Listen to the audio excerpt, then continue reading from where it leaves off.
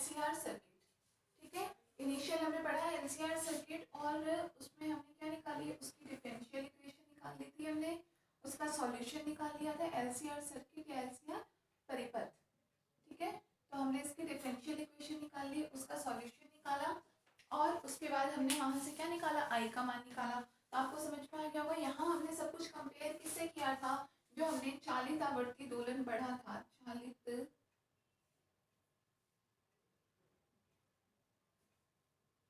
आवर्ती दोलन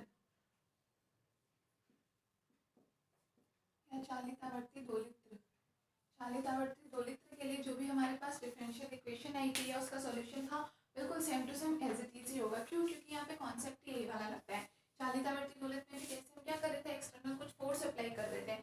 यहाँ भी हमने सेम देखा LCR सर्किट में कि आर लगाने के कारण जो प्रतिरोध होता है, उसके कारण क्या होता है, जब धीरे धीरे जैसे वहाँ पे धारा का मान कम होने लग जाता है सर्किट में, तो उसके लिए क्या करना होता है, हमें उसमें एडिशनल कुछ वैल्यू, वहाँ पे हमें एडिशनल एक इलेक्ट्रोमोटिव फोर्स बाहर से लगाना पड़ता है, जिसकी वैल्यू हमने क्या ली थी, E=E0 sin ओमेगा टी।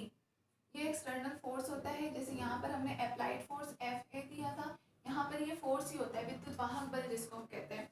ये फोर्स उसमें लग करके और क्या करता है, उसमें जो उसकी आवेश का मान जो कम होता हुआ है, उसको बिल्कुल कांस्टेंट बनाए रखता है, ठीक है। तो यहाँ पे दोनों में कॉन्सेप्ट बिल्कुल सेम था, इसीलिए इन दोनों की इक्वेशन सारी चीज बिल्कुल एज इट इज। तो अगर आपको ये ड्राइवन हार्मोनिक ऑसिलेटर कई सारी इक्वेशन और इसकी डिफरेंशियल इक्वेशन वगैरह याद है, तो आप उसमें ओनली कुछ चीज़ों को वहाँ रिप्लेस करके आप as it is LCR circuit के लिए इक्वेशन, इसका सॉल्यूशन सब कुछ निकाल सकते हो। एक और चीज़, जैसे यहाँ पर जब हमने देखा कि यहाँ पर हम देख रहे थे कि वहाँ पर फर्क किस पे पड़ रहा था, डिस्प्लेसमेंट उसका धीरे धीरे कम हो रहा था, ठीक है। डिस्प्लेसमेंट कम होने का फर्क किस पर पड़ रहा था, उसके एम्पलीट्यूड पर, कि x के मान में कम हो रहा है, उसके कारण हम देख रहे थे कि धीरे धीरे a कैसे हमारा कम होता जा रहा है, क्लियर है कि उसके रेस्पेक्ट में एम्पलीट्यूड a का मान कैसे कम हो रहा है, जैसे जैसे हम डिस्प्लेसमेंट कम करते जा रहे हैं। यहाँ पर वो सेम चीज़ किसके साथ हो रही है, यहाँ पर धीरे धीरे चार्ज कम होता है।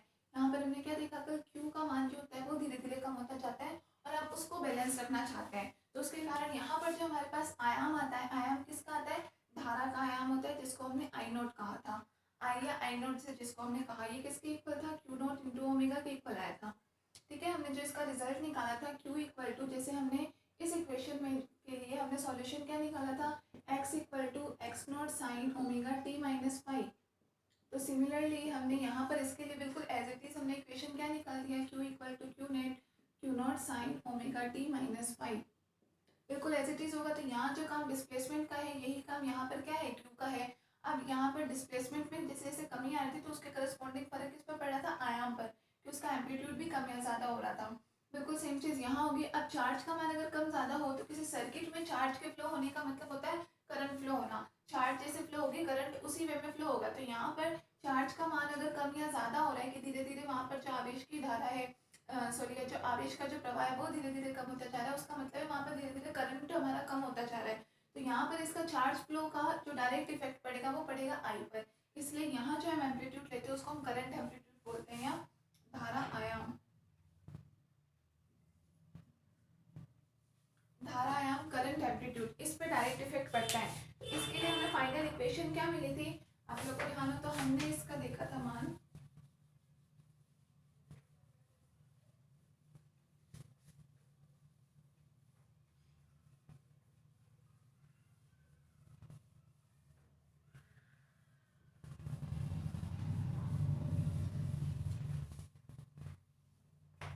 देखो लास्ट लेक्चर की कुछ चीज़ों को थोड़ा सा रिपीट करके देखते हैं। तो वहाँ पर हमने सबसे पहले तो हमारे पास इक्वेशन किस फॉर्म में आई थी, हमारे पास राइबन हार्मोनिक ऑसिलेटर की इक्वेशन क्या थी, d square x upon d t square, ठीक है, plus lambda upon m into d x upon d t, plus omega not square माना था हमने, किस कांस्टेंट के इक्वल माना था, यहाँ पर हमारे पास वैल्यू थी के अपॉन एम इंटू एक्स, जिसको हमने ओमेगा नॉट स्क्वायर मान लिया था। तो k upon m into x equal to f not upon m sine omega T. ये डिफरेंशियल इक्वेशन आई थी ड्राइवन हार्मोनिक ऑसिलेटर के लिए।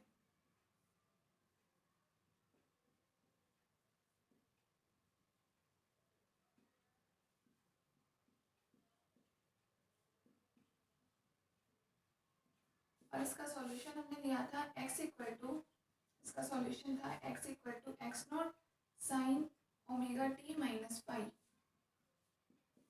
जहाँ पे हमारे पास एक्स नोट की वैल्यू कुछ अलग निकाली थी और फाई यहाँ पे क्या था, फेज एंगल आ रहा था इसके बीच में, या तो फोर्स, अप्लाइड फोर्स और ऑसिलेशन किस डायरेक्शन में हो रहा है उन दोनों के बीच में एंगल ले सकते हैं, या फिर हमारे पास जो फोर्स के कारण इसके एम्पलीट्यूड पर जो फर्क पड़ रहा है, एक्स की वैल्यू पर फर्क पड़ रहा है, उसकी वैल्यू ले सकते हैं। ठीक है, तो यहाँ पे एक्स नोट का मान हमने लिया था, एक्स नोट इक्वल टू हमारे पास आया था F naught upon 4r square omega square plus omega not square minus omega square का होल स्क्वायर। ये वैल्यू आई थी हमारे पास एक्स नॉट इक्वल टू। ठीक है, इसी के बेस पे हमने, तो ये सारे मान थे हमारे यहाँ पे। अब हमने इस इक्वेशन को और एक और किस फॉर्म में चेंज किया था, तो यहाँ लैम्डा अपॉन एम को हमने माना था 1 अपॉन टॉ के इक्वल या फिर 2r के इक्वल माना था, और के अपॉन एम था ओमेगा नॉट स्क्वायर के equal, f not upon m था स्मॉल एफ नॉट के इक्वल। तो वहाँ से हमें ये इक्वेशन क्या मिल गई थी, ये कुछ इस टाइप की बन गई थी, d square x upon d t square plus 2r into d x upon d t plus omega not square into x equal to f not sine omega T. ये हमारे पास फाइनल इक्वेशन आई थी। ठीक है, जिसका हमने ये सॉल्यूशन देखा था, यहाँ पर एफ नॉट की वैल्यू थी। इसी में बिल्कुल बेस्ड हमने यहाँ पे कल एलसीआर सर्किट की इक्वेशन डिराइव की। तो एलसीआर सर्किट की इक्वेशन में चेंज क्या था, सबसे पहली बात तो यहाँ पे एक्स का काम करता है, यहाँ पे चार्ज करता है एलसीआर सर्किट के लिए। इसकी जगह हमारे पास इक्वेशन आ गई थी d square q upon d t square plus lambda upon m को हमने माना है, यहाँ पर लैम्डा अपॉन एम की जगह हमारे पास इक्वेशन में आ गया था are upon l into d q upon d t plus यहाँ वैल्यू आई थी हमारे पास के बाय एम, जिसको हमने ओमेगा नॉट स्क्वायर माना। यहाँ हमारे पास वैल्यू क्या आती है, क्यू अपॉन एल सी। ठीक है, equal to sine omega t के साथ यहाँ हमारे पास आ रहा है एफ नॉट अपॉन एम, जबकि एलसीआर सर्किट की इक्वेशन में हमें क्या मिला, E naught upon L sine omega t. बिल्कुल एग्जैक्ट इक्वेशन है। तो हमने जैसे यहाँ पर लैम्डा अपॉन एम को हमने किसके इक्वल, हमने कंपेयर कैसे किया, देखो एग्जाम में आप कंपेयर कैसे करोगे, यहाँ लैम्डा अपॉन एम को आपने किसके इक्वल माना, 2r के बराबर, जो dx अपॉन dt का मल्टीपल है। यहाँ ऐसे dq अपॉन dt का मल्टीपल कौन है, r अपॉन एल। इसका मतलब यहाँ पे हमने किसको माना, r अपॉन एल, इसको हमने मान लिया 2r के इक्वल, जो कि बराबर होता है 1 अपॉन टो के। पहली चीज। दूसरी चीज हमने ली यहाँ पर k अपॉन एम, जो x का मल्टीपल था, इसको आपने लिया था ओमेगा नॉट स्क्वायर के इक्वल। तो यहाँ पर आपके साथ q के साथ मल्टीपल क्या है, 1 अपॉन एल सी। इसका मतलब 1 अपॉन एल सी आपको लेना पड़ेगा ओमेगा नॉट स्क्वायर के equal, omega not square equal to 1 upon L C. Clear है। दूसरी चीज, तीसरा, ये एफ नॉट अपॉन एम था, तो इसको हमने कांस्टेंट स्मॉल एफ नॉट के इक्वल ले लिया। यहाँ पर हमारे पास ई नॉट अपॉन एल है, तो इसको हम कोई कांस्टेंट हमने मान लिया alpha not, E naught upon L, इसको अपन ने मान लिया अल्फा नॉट।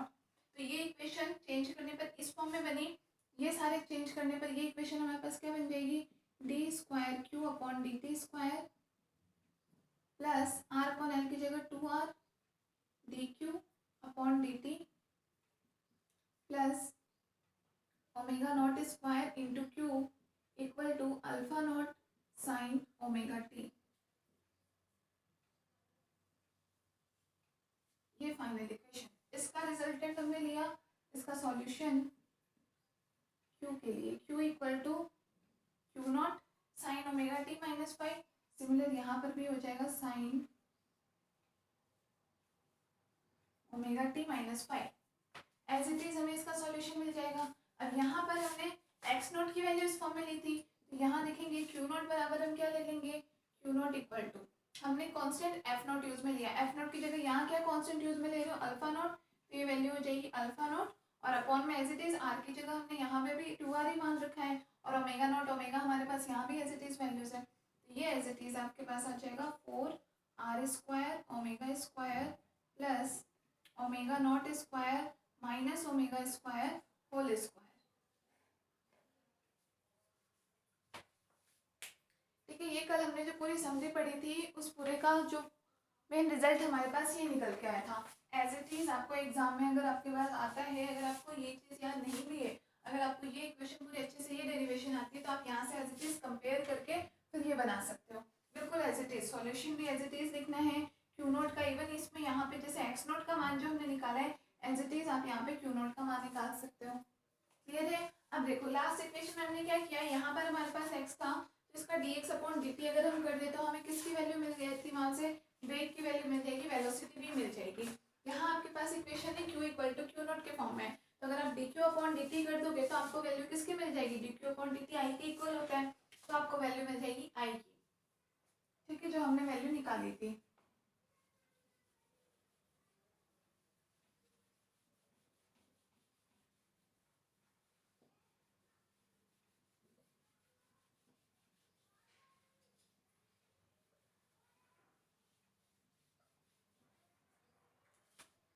तो यहाँ से हमने किया था, ये सब आप कल नोट कर चुके, उसे नोट करने की जरूरत नहीं होगी, समझना है। D q upon d T कर दोगे तो वैल्यू क्या मिल जाएगी आपके पास, क्यू नॉट साइन का क्या हो जाएगा कोस ओमेगा टी माइनस फाइव, और ओमेगा टी का वापस हो जाएगा ओमेगा, मतलब वैल्यू हो जाएगी omega cube not cos omega t minus five.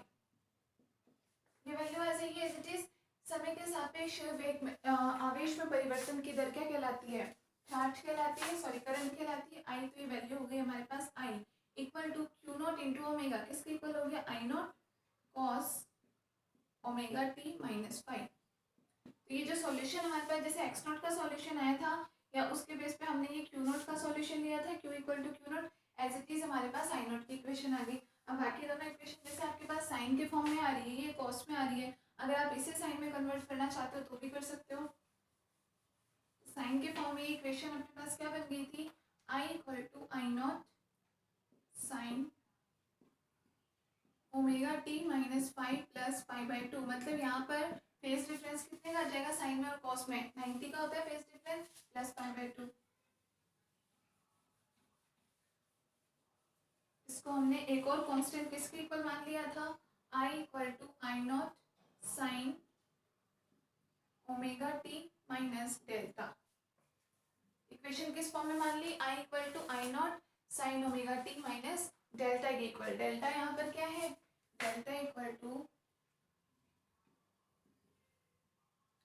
Five minus five by two, delta equal to five minus five by two, जिसको हमने क्या कहा, धारा की कलर, क्योंकि ये इक्वेशन हमारे पास करंट के लिए आ रही है, ये करंट का फेज कहलाता है।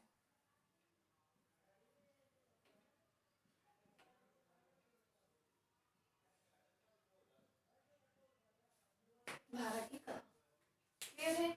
इतनी एज इट इज चीजें हमने कल पढ़ ली थी, ये सब कुछ समझ में आ गया आपको। उसके आगे हमने क्या किया था, अब जैसे यहाँ पर I equal to I not, जैसे हमने ये इक्वेशन पढ़ी Q equal to Q not sine omega T, Q not यहाँ पे क्या है, एक तरह से चार्ज का एम्पलीट्यूड है कि मैक्सिमम चार्ज कितनी वैल्यू तक होगा, फिर चार्ज में कमी किस अकॉर्डिंग होगी, तो वो चार्ज का आयाम है।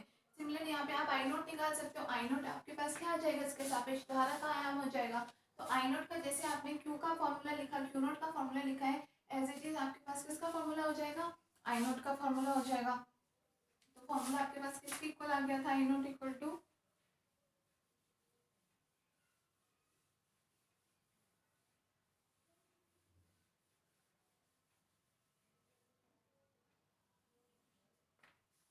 देखेंगे यहाँ से आई नोट का मान निकालने का डायरेक्ट तरीका है, आई नोट हमने किसके इक्वल माना था, ये ओमेगा इंटू क्यू नोट का माना था आई नोट, तो हम ये वैल्यू एज इट इज लिख देते हैं ओमेगा इंटू क्यू नोट, और क्यू नोट का मान अभी हमने पहले निकाला है, जस्ट बिल्कुल एज इट इज निकालो।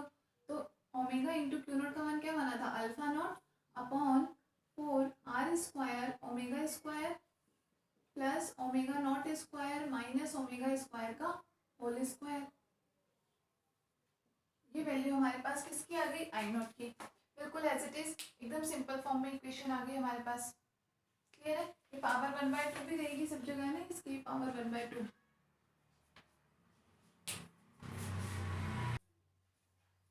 ठीक है, power one by two I not equal to omega alpha not power में, ये हमारे पास आई नॉट का मान आ गया। अब अगर हम बात करें यहाँ से, हमने जैसे आगे इसको थोड़ा सा सॉल्व करके देखा था कि अल्फा नॉट किसके इक्वल माना था, अल्फा नॉट का मान डाल लें, और नीचे से भी अगर हम ओमेगा स्क्वायर कॉमन करते हैं तो यहाँ अंडर रूट है, अंडर रूट से बाहर आकर के वो किस फॉर्म में हो जाएगा, ओमेगा के फॉर्म में हो जाएगा।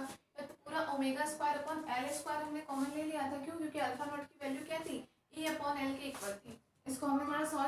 था तो वहाँ से हमारे पास फाइनल आई नोट का रिजल्ट क्या आ गया था, फाइनल रिजल्ट हमारे पास आई नोट बराबर आया था ई नॉट इंटू, क्यों, अल्फा नॉट की वैल्यू क्या थी, ई नॉट अपॉन एल के इक्वल ओमेगा, ओमेगा ऊपर है तो ओमेगा अपॉन एल नीचे से भी कॉमन कर लिया, ऊपर से नीचे कैंसिल हो गया था और फाइनल वैल्यू हमारे पास ई नॉट इक्वल टू क्या आ गई थी, 1/ओमेगा c - ओमेगा एल, 1/ओमेगा c - ओमेगा एल का होल स्क्वायर, ठीक है, ये टर्म आ गया था हमारे पास, प्लस कैपिटल आर स्क्वायर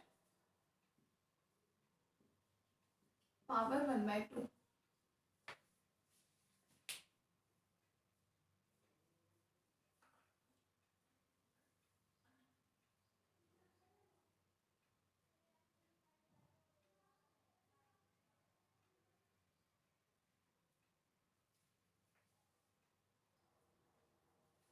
ये वैल्यू आ गई थी, आर स्क्वायर कहाँ से आया था, यहाँ पर आप वैल्यू डाल दोगे 4r का, 2r बराबर हम पहले मान करके चले 2r आर अपॉन एल के बराबर बना था, वहाँ से एल कॉमन करके ये हमने कल सॉल्व कर लिया था, फाइनल आपने शायद यहाँ तक किया होगा। उसके बाद ये जो नीचे पूरी वैल्यू हमारे पास आ रही है इसको हमने किसके इक्वल मान लिया था, प्रतिबाधा z के इक्वल, इम्पिडेंस इसको हम कह सकते हैं, इम्पिडेंस। तो इस इक्वेशन को हम इस फॉर्म में कह सकते हैं I not equal to E naught upon Z,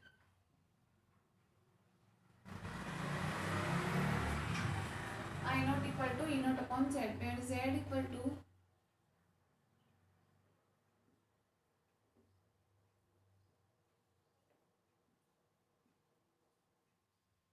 1/ओमेगा c minus omega L का whole square plus R square power 1/2। ये फाइनल रिजल्ट आया था, ये हमारे पास आई थी इक्वेशन नंबर 6 और ये Z बराबर प्रतिबाधा,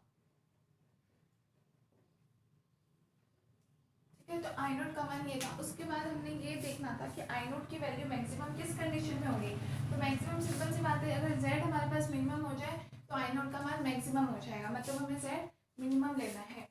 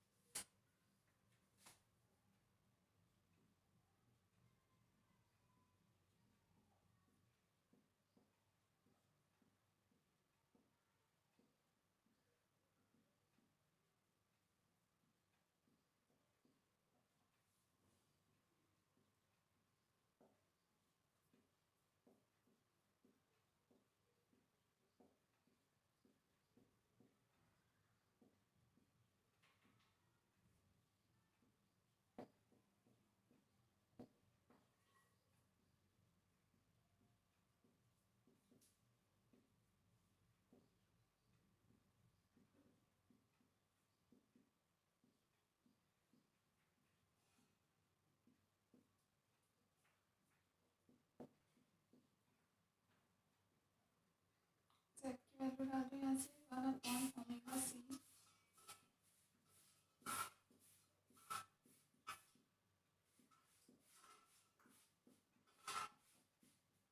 बराबर कैसा होना चाहिए, मिनिमम। अब यहाँ से कोई भी रिजल्ट लेने के लिए हमें क्या करना पड़ेगा, अगर हम इसका डिफरेंशिएट कर देते हैं, अवकलन कर देते हैं, इम्प्लाइज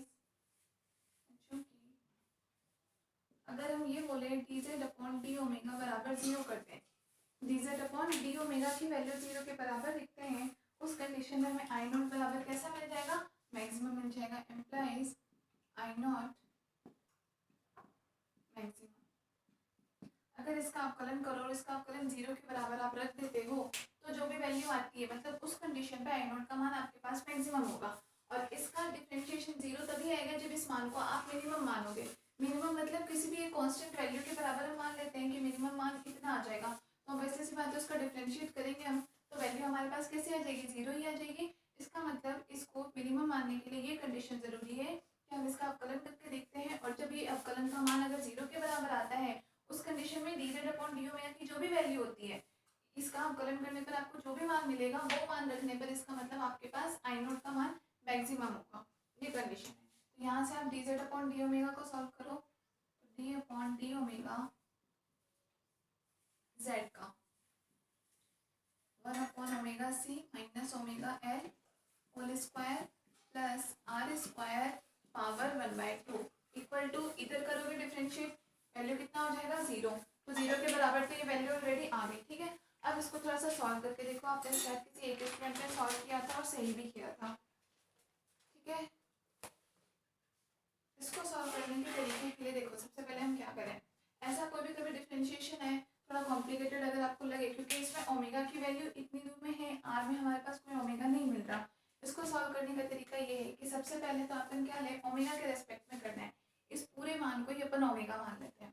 ओमेगा अपने पास ओनली इतनी दूर में है, यहाँ नहीं है। इसको सॉल्व करने के लिए अपन इस पूरे को ओमेगा मान लेते हैं, मतलब ये अपने पास क्या है, ओमेगा की पावर 1/2 के फॉर्म में, ऐसा माना है।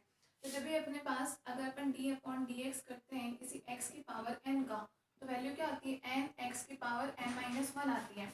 मतलब यहाँ आप ओमेगा की पावर 1/2 का करोगे तो उसका डिफरेंशिएशन क्या आएगा आपके पास, 1/2 ओमेगा की पावर 1/2 माइनस 1, 1/2 माइनस 1 का मतलब माइनस 1/2, यही वैल्यू आएगी। तो ठीक है, इसका डिफरेंशिएशन कर दो,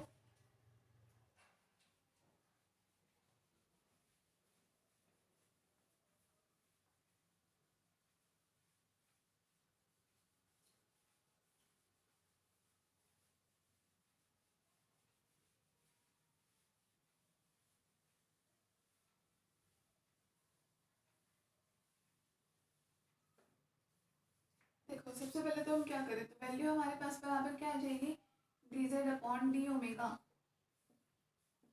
इक्वल टू 1/2 अपॉन में क्यों लिख रहे हैं, क्योंकि अपने पास इसका पावर आएगा। सपोज एग्जाम्पल के लिए ये अपन कुछ ऐसा मान रहे हैं कि अपन डी अपॉन डी ओमेगा किसका कर रहे हैं, इस पूरे को अपन ओमेगा मान रहे हैं, ओमेगा की पावर 1/2 का, ठीक है। इसका करोगे तो आपके पास रिजल्टेंट क्या आ जाएगा, 1/2 ओमेगा पावर 1/2 माइनस 1, मतलब -1/2। तो -1/2 का मतलब इसको हम कुछ ऐसे लिख सकते हैं कि 1/2 और 1 अपॉन में ओमेगा की पावर 1/2 नीचे ले करके लिख सकते हैं, इसीलिए हम इसको नीचे लिख रहे हैं, ठीक है। तो 1/2 ओमेगा, ओमेगा का मान ये पूरा लिख देते हैं, 1 upon omega C minus omega L का square plus R square power 1/2। Clear है, ये वैल्यू हमारे पास ऐसी चीज आ गई। अब हम कर देंगे ओनली इसका, ठीक है। ये तो हमने इस पूरे को ओमेगा मान करके इसका कर दिया। अब हमें किसका करना है, अंदर वाली चीज का करना है, मतलब जैसे कि x की पावर n का ये तो हम कर देते हैं, फिर उसके बाद किसका, x का खुद का भी करते हैं ना अपन वैसे ही। तो इस पूरे को जैसे ओमेगा मान लिया, ओमेगा मान करके तो वैल्यू आ गई ये, इनटू में हमारे पास क्या आ जाएगा, आगे वाली वैल्यू पूरी इनटू में आएगी, ठीक है, इनटू। अब आप करो इस अंदर वाली वैल्यू का, तो अंदर वाली करने के लिए भी अपन क्या माने, इस पूरे को जैसे ओमेगा, अब आर स्क्वायर का तो ओमेगा के रेस्पेक्ट में 0 हो ही जाएगा, बच के गया ये। इसको डिफरेंशिएट करने के लिए अपन क्या माने, इस पूरे को ओमेगा मान लो, तो पूरे को ओमेगा मानने का मतलब एक्स स्क्वायर की तरह हो गया एक तरीके से। पूरे को ओमेगा, पूरे को अगर अपन एक्स लेते हैं तो वैल्यू क्या है, एक्स स्क्वायर का डिफरेंशिएशन 2x के इक्वल हो जाएगा। मतलब अपन इसको ये लिख दें इंटू 2 और x की जगह ये पूरा मान लिख दो 1 upon omega C minus omega L. Clear है, ये अभी अपन ने किसका कर दिया, एक्स स्क्वायर, पहले इस पूरे का किया, पूरे की जो होल पावर 1/2 है उसका किया, तो 1/2 x की पावर 1/2 माइनस 1 मतलब -1/2, ये रिजल्ट आ गया। अब अंदर उस x का किया, तो इस पूरे x का करने पर इसका 0, इसका कर दिया वैल्यू ये एक्स स्क्वायर जैसा था। अब इसका मान आ गया हमारे पास 2x। अब उस x का खुद का करेंगे इसका, अब देखो आपके पास वैल्यू क्या आएगी, इंटू यहाँ पर आपके पास 1 अपॉन ओमेगा है, 1 अपॉन ओमेगा का डिफरेंशिएशन कितना हो जाएगा ओमेगा के रेस्पेक्ट में, -1 अपॉन ओमेगा स्क्वायर, तो ये वैल्यू हो जाएगी -1 अपॉन ओमेगा स्क्वायर इंटू में C, as it is minus omega into L का ओमेगा के रेस्पेक्ट में कितना हो जाएगा, ओनली माइनस का एल रह जाएगा। ये हमारे पास फाइनल कंडीशन बचेगी, ठीक है। तो ये 2 से आपका ये 2 कैंसिल हो जाएगा, ये पूरी वैल्यू किसके इक्वल है, 0 के इक्वल है, पूरे को 0 के इक्वल रख दो। पूरे को 0 रखने का मतलब हमारे पास वैल्यू क्या बच गई, देखो आपके पास वैल्यू कुछ ये आ रही है, 1 upon omega C minus omega L -1 upon omega square C minus L, upon में मान रह रहा है हमारे पास ये,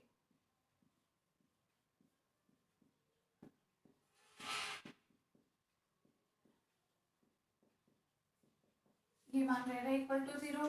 तो ये पूरा उधर जाकर के क्या हो जाएगा, 0 हो जाएगा। 0 के मल्टीप्लाई में जाके बच के जाएगा अपने पास ओनली ऊपर वाली ये दोनों वैल्यूज बच जाएगी।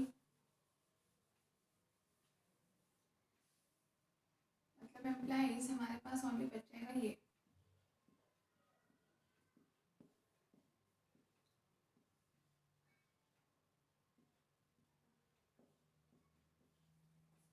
क्लियर है, ओनली ये मान बच जाएगा। अब यहाँ पे हम क्या लेते हैं, अगर अपन 1 अपॉन ये जो omega square C plus L है इसको 0 के बराबर लोगे तो वैल्यू आपके पास क्या आ जाएगी, ओमेगा ऐसी कंडीशन में अपने पास इमेजिनरी आ जाएगा। ठीक है ना। अगर अपन इसको लेकर के चलते हैं, माइनस बाहर कॉमन ले लो, इसको लेकर के चलोगे तो देखो उधर जाके माइनस एल हो जाएगा और माइनस का अंडर रूट लोगे क्योंकि ओमेगा स्क्वायर है, माइनस का अंडर रूट लोगे तो ओमेगा इमेजिनरी आ जाएगा। तो अपने को तो रियल वैल्यू चाहिए, इसका मतलब अपन क्या ले सकते हैं, इसको 0 लेंगे। 1 upon omega C minus omega L equal to 0। ध्यान रखना कि इसको 0 क्यों नहीं दिया है, क्यों, क्योंकि इसको 0 लेकर के आप देख लो वैल्यू आपके पास ओमेगा कैसे आ जाएगी, इमेजिनरी आ जाएगी, जो कि हमें चाहिए नहीं, रियल वैल्यूज। तो यहाँ हम लिख लेंगे फॉर रियल वैल्यूज, वास्तविक मानों के लिए। ठीक है, फॉर रियल वैल्यूज। या फिर चाहो तो बीच में ये लाइन लिख लेना, एक लाइन लिख लेना 1 upon omega square C minus omega L, या माइनस कॉमन लेकर के लिख लेना कि प्लस एल बराबर 0 नहीं ले सकते, बराबर 0 नहीं ले सकते। क्यों, क्योंकि उसे लेने पर ओमेगा का काल्पनिक मान प्राप्त होगा।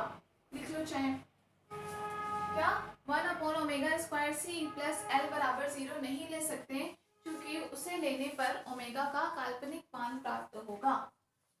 अतः वास्तविक मानों के लिए फॉर रियल वैल्यूज अपन इसको 0 लेंगे। तो इसको सॉल्व करके ओमेगा का मान निकालो यहाँ से, 1 upon omega C equal to कितना हो जाएगा, ओमेगा एल के इक्वल।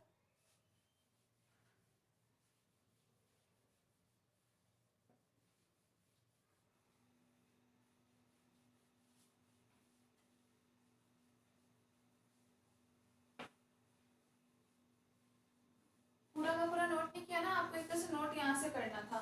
ये कल हमने यहाँ तक तो कर लिया था जो हमने थ्योरी की यहाँ पे, यहाँ से हमने डिफरेंशिएट आगे करना था। आप में से शायद सिर्फ एक स्टूडेंट ने करके और उसने आंसर भी सही बताया था, बाकी आप में से किसी ने किया नहीं था।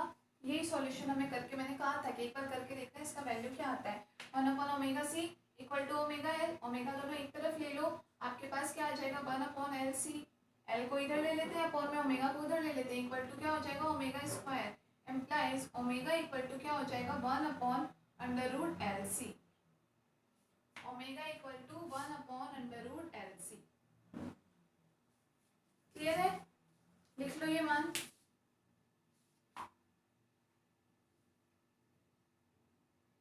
और यही मान किसके इक्वल होता है, ओमेगा नॉट के इक्वल। क्यों, आपको ध्यान हो अभी थोड़ी देर पहले ही पीछे मैंने लिखा है, आपकी कॉपी में लिखा होगा, देखो ओमेगा नॉट स्क्वायर बराबर अपन ने किसको माना था, ओमेगा नॉट स्क्वायर बराबर अपन ने मान रखा है 1 अपॉन एल सी को। तो यहाँ से आप ओमेगा नॉट का मान निकालोगे तो कितना हो जाएगा 1 अपॉन रूट एल सी के बराबर, और यहाँ पे यही मान आ रहा है ओमेगा नॉट के इक्वल आ रहा है। इसका मतलब इस स्थिति में आपका ओमेगा किसके बराबर हो जाएगा, ओमेगा नॉट के इक्वल हो जाता है। और जब ओमेगा ओमेगा नॉट के बराबर हो जाता है तो वो कंडीशन क्या कहलाती है, अनुनादी आवृत्ति की अवस्था। इसका मतलब ये हमारे पास अनुनादी आवृत्ति की कंडीशन होगी किसके लिए, फॉर एलसीआर सर्किट। और इस कंडीशन में हमारे पास ओमेगा का मान कितना होगा 1 अपॉन रूट एलसी। क्लियर है, इक्वल कैसे आया समझ में आ गया। अपन ने अभी माना था ना थोड़ी देर पहले इस इक्वेशन में किसको क्या, तो ओमेगा नॉट स्क्वायर बराबर क्या माना था 1 अपॉन एलसी। यहाँ से ओमेगा नॉट की वैल्यू इसके इक्वल ही तो आ रही है जो मान यहाँ है। और जिस कंडीशन में हमने पहले भी 3 कंडीशन पढ़ी है, वापिस हमें तीनों की तीनों कंडीशंस पढ़ने का मतलब नहीं है। वही अतिचालित आवृत्ति होगा, एक क्रांतिक आवृत्ति होगा, एक न्यून आवृत्ति होगा। तो ये कंडीशन हमारे पास यहीं से मिल जाती है, बाकी हमें पढ़ने की यहाँ जरूरत नहीं, ये इंपॉर्टेंट है। ये एक तरीके से क्रांतिक आवृत्ति वाली कंडीशन मान सकते हो, या जिस कंडीशन में omega equal to omega not होता है, इसको आप ओमेगा आर भी लिख सकते हो, क्या कहलाता है, रेजोनेंस फ्रीक्वेंसी।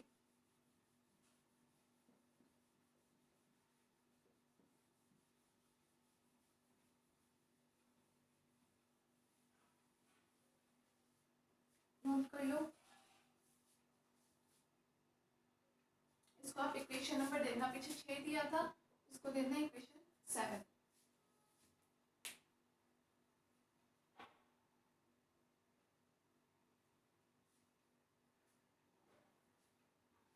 ठीक है, क्या लिखोगे, समीकरण 7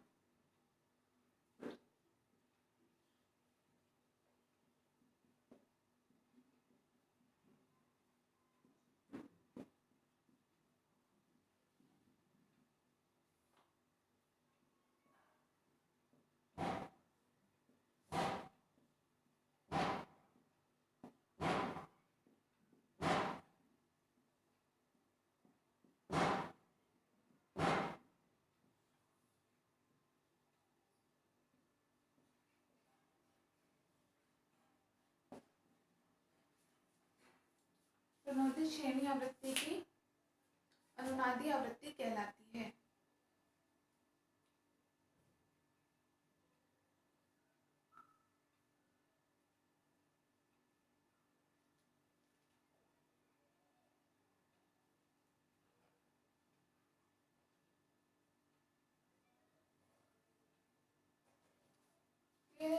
एक चीज जिसको सॉल्व करने पर हमें यहाँ से ये मिल गई।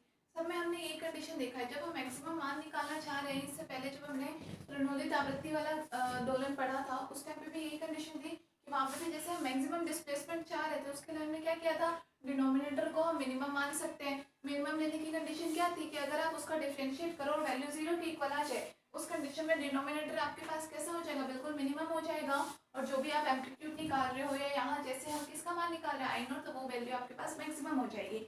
उस कंडीशन में भी हमने जब वैल्यू निकाली था हमारे पास जो फाइनल रिजल्ट आया था वो हमारे पास कौन सी रेजोनेंस फ्रीक्वेंसी वाली कंडीशन आई थी। यहाँ पर भी देख सकते हो आप, बिल्कुल सेम कंडीशन है। एक चीज तो हो गई ये यहाँ से, ठीक है। यहीं से हम एक और मान निकाल सकते हैं क्या, यहाँ अपन किसको 0 लेकर के चल रहे हैं, 1/ωc माइनस ωL, इसको अपन बराबर 0 लेकर के चल रहे हैं, ठीक है। एक तो हमने इसको सॉल्व करके यहाँ से ओमेगा का मान निकाल लिया जो ओमेगा नॉट के इक्वल मिल गया, ये कंडीशन होगी। दूसरा, ये वैल्यू हमने 0 के इक्वल ली, अगर ये मान हम एज इट इज z के मान में रख दें जिसको हमने z माना था, तो हम यहाँ लिखते हैं उपयुक्त मान को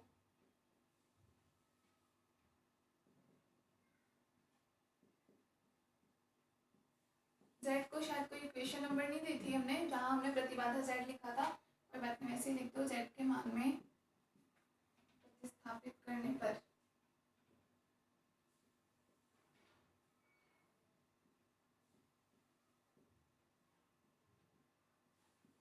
तो z इक्वल टू क्या लिया था आपने,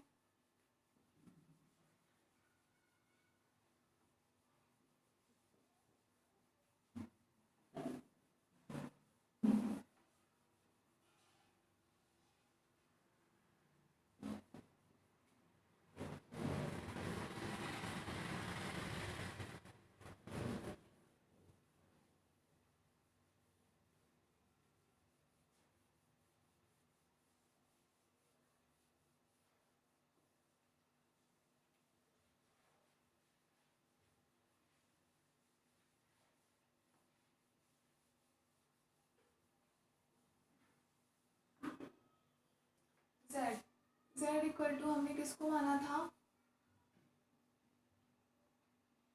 1/ωc माइनस ωL का whole square plus r square और इसकी पावर 1/2, इसी को हमने माना था z बराबर, ठीक है। यहाँ पर हम मान रख देते हैं तो देखो ये पूरा का पूरा मान 0 हो जाएगा हमारे पास एज इट इज, तो z बराबर हमारे पास क्या बच जाएगा, only 0 plus r square only बच जाएगा जो भी अंडर रूट में, तो अंडर रूट से बाहर आने पर z बराबर क्या हो जाएगा, r हो जाएगा।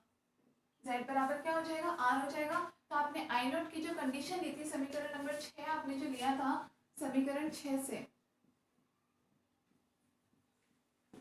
क्या लिया था, आई नॉट इक्वल टू E/Z लिखा था, तो यहाँ पर आप z का मान रख दोगे तो आपके पास आई नॉट बराबर क्या आ जाएगा, E/R। I not equal to क्या हो जाएगा अपने पास, E/R के इक्वल। इस कंडीशन में जो आई नॉट होता है वही अपने पास क्या होता है, मैक्सिमम होता है। इसका मतलब लिख सकते हैं जब z बराबर r हो जाए, z का मान न्यूनतम हो जाए, हमने क्या लिया था आई नॉट को मैक्सिमम, हमने ये इक्वेशन थी हमारे पास समीकरण 6, ठीक है। आई नॉट इक्वल टू E/Z, तो इस इक्वेशन में अपन ने क्या बोला था कि z का मान जब मिनिमम हो जाएगा तो आई नॉट मैक्सिमम हो जाएगा। z का मान मिनिमम करने के लिए अपन ये पूरा सॉल्व किया, सॉल्व करने पर एक तो अनुनादी फ्रीक्वेंसी कंडीशन मिल गई कि इसका मतलब इस कंडीशन में ही जो फ्रीक्वेंसी होगी इस ऑसिलेटर की या इस सर्किट की वो कैसी होगी, रेजोनेंस फ्रीक्वेंसी कहलाएगी। दूसरी चीज, उसी कंडीशन को अगर अपन ने z में डाला तो देखा z का जो मिनिमम मान अपने पास आया है, क्यों, उसको सॉल्व करने पर ही तो उसका जो अपने अवकलन किया, अवकलन बराबर 0 रखने पर ही अपने को ये कंडीशन मिली है। मतलब यहाँ से अपने को z का मान मिनिमम इस कंडीशन में क्या मिला है, r मिला है। तो z का मान जब न्यूनतम मान हो जाएगा और न्यूनतम मान कितना है, r के बराबर, उस कंडीशन में अपने पास आई नॉट मैक्सिमम हो जाएगा। तो जब z बराबर r हो, अर्थात ये मतलब z जो है वो r जो है वो z की न्यूनतम कंडीशन है। z और r लगभग एक जैसे होते हैं, z का मतलब होता है प्रतिबाधा, r का मतलब होता है प्रतिरोध, लेकिन प्रतिबाधा का इसका मतलब अपन कह सकते हैं कि प्रतिबाधा का मिनिमम मान अपन कब मान सकते हैं, जब वो प्रतिबाधा उस प्रतिरोध के बराबर ही हो जाए, आर के बराबर। जब Z बराबर आर हो अर्थात न्यूनतम हो,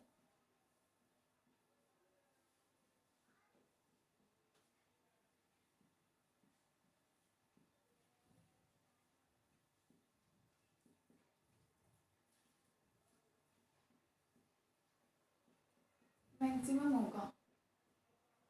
ठीक है, तो यहाँ से अपने को क्या रिजल्ट मिल जाएगा, आई नॉट मैक्सिमम किस कंडीशन में, ई अपॉन आर।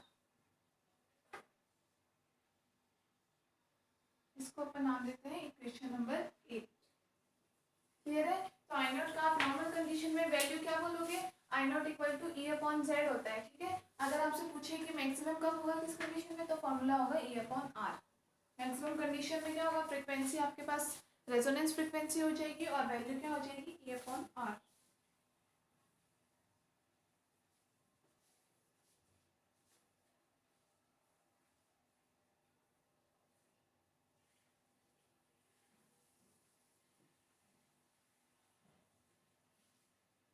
तो लिख लेना, समीकरण 8 लिख ली।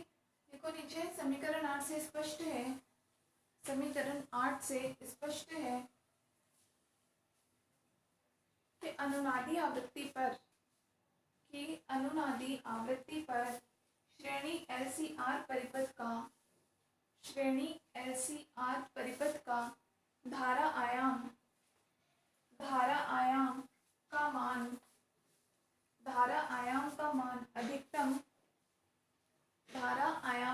अधिकतम एवं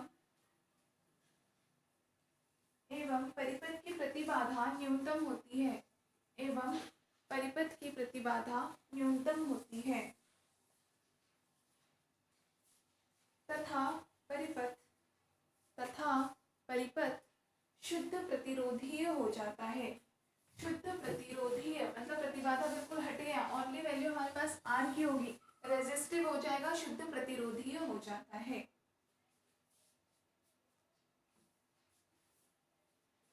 शुद्ध प्रतिरोधीय हो जाता है।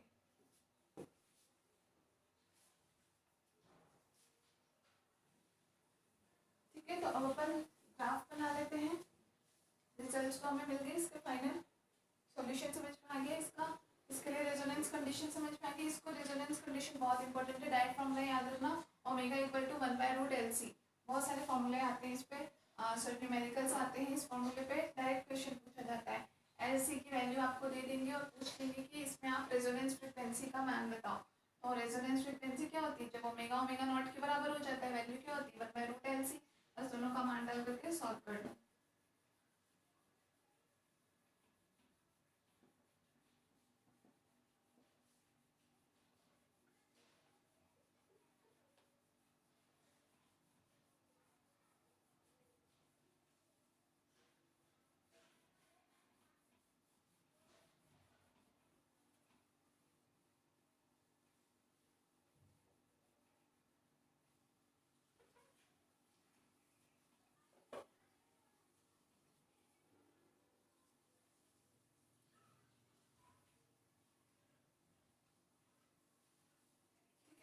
तो ग्राफ यहाँ पे देखो, अपन पहले दो अलग अलग ग्राफ देखते हैं।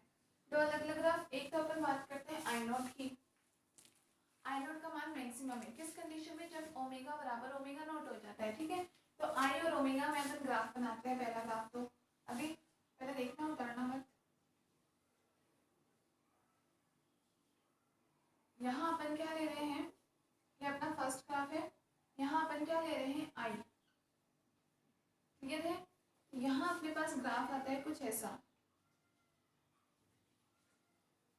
Completely parabolic. लास्ट अपन ने जब देखा था, इससे लास्ट जब अपने ये ट्राइबल हार्मोनिक ऑसिलेटर के लिए जब ग्राफ देखा था, तो ग्राफ कुछ इस तरीके से आ रहा था।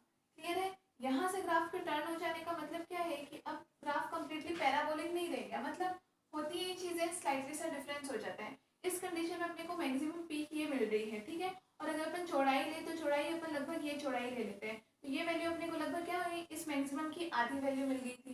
क्लियर है। यहाँ पर अपन ग्राफ देखेंगे, यहाँ ये ग्राफ कैसा है, कम्प्लीटली पैराबोलिक है।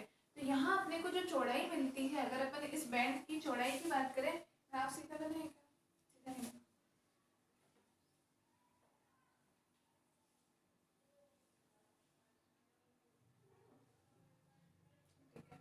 यहाँ अगर अपन इसकी चौड़ाई की बात करें तो चौड़ाई अपने को जस्ट हाफ पे नहीं मिलती, 1/√2 गुणा पे मिलती है, ठीक है, जस्ट हाफ पे नहीं मिलती। ये अपन ले लेते हैं इसकी मैक्सिमम पीक अपने को ये मिल रही है, मैक्सिमम पीक कहाँ मिल रही है, यहाँ अपन ले रहे हैं फ्रीक्वेंसी ओमेगा की बात कर रहे हैं, ये अपने को मिल रही है ओमेगा नॉट पर, और आई का मान यहाँ पे अपने को क्या मिल रहा है, मैक्सिमम मिल रहा है, आई इक्वल टू ओमेगा नॉट पर आई नॉट मैक्सिमम मिल रहा है, तो ये अपने पास हो जाएगा आई नॉट मैक्सिमम, ठीक है, ये कंडीशन मिल जाएगी। अगर अपन इसकी चौड़ाई की बात करें तो अपन लगभग यहाँ से लेते हैं इसकी चौड़ाई, आधे से थोड़ी ऊपर ही मिल जाती है अपने को, आधे में नहीं मिल करके आधे से थोड़ी ऊपर मिल जाती है, ये इसकी चौड़ाई हो जाती है। तो इस कंडीशन पे इसका वैल्यू क्या होता है, आई नॉट मैक्सिमम अपॉन √2, √2 गुणा रह जाता है, ठीक है। ये दोनों पॉइंट कोई ए और बी पॉइंट अपन मान सकते हैं, जो कि हमें लास्ट में क्या देंगे, बैंड की चौड़ाई देंगे। हम इनकी फ्रीक्वेंसी मान लेते हैं, ये कोई फ्रीक्वेंसी ओमेगा 1 पर है, ये कोई फ्रीक्वेंसी ओमेगा 2 पर है। ओमेगा 1 क्या है, ओमेगा नॉट से कम है, ओमेगा 2 क्या है, ओमेगा नॉट से ज़्यादा है। ये omega equal to omega not हो चुका है, इस कंडीशन में ओमेगा इक्वल टू होता है ओमेगा नॉट, जो कि कौन सी कंडीशन होती है, अनुनादी आवृत्ति, बना लो।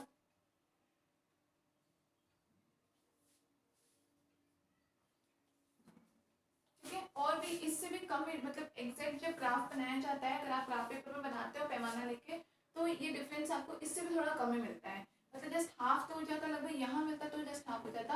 ये ऊपर बनाया है, इससे भी हल्का सा ऊपर तरफ भी मिलता है, क्योंकि इसमें जो ग्राफ मिलता है थोड़ा अपने को चौड़ाई लिए हुए मिलता है, तो उसके अपने को टोटल बैंड विस्तार की बात अगर अपन करें कि बैंडविड्थ कितनी है इस बैंड का, चौड़ाई टोटल कितनी है, तो चौड़ाई अपने को काफ़ी ज़्यादा लेनी पड़ती है, ज़्यादा चौड़ाई मिलती है।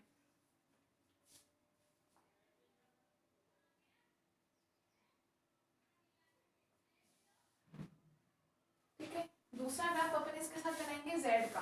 तो जब आई नॉट मैक्सिमम था, आई नॉट मैक्सिमम का मतलब omega equal to omega not पर था, तो इसी omega equal to omega not पर यहाँ पर एक और चीज अपने को मिली है कि z का मान कैसा मिला है, z बराबर r, z मिनिमम मिला है, अपन ने कहा है z बराबर r हो अर्थात न्यूनतम हो, z का मान अपने को इसी ओमेगा नॉट पर z का मान मिनिमम मिला है। तो अगर अपन ओमेगा का z के साथ ग्राफ बनाते हैं तो ग्राफ मिलेगा कुछ ऐसा,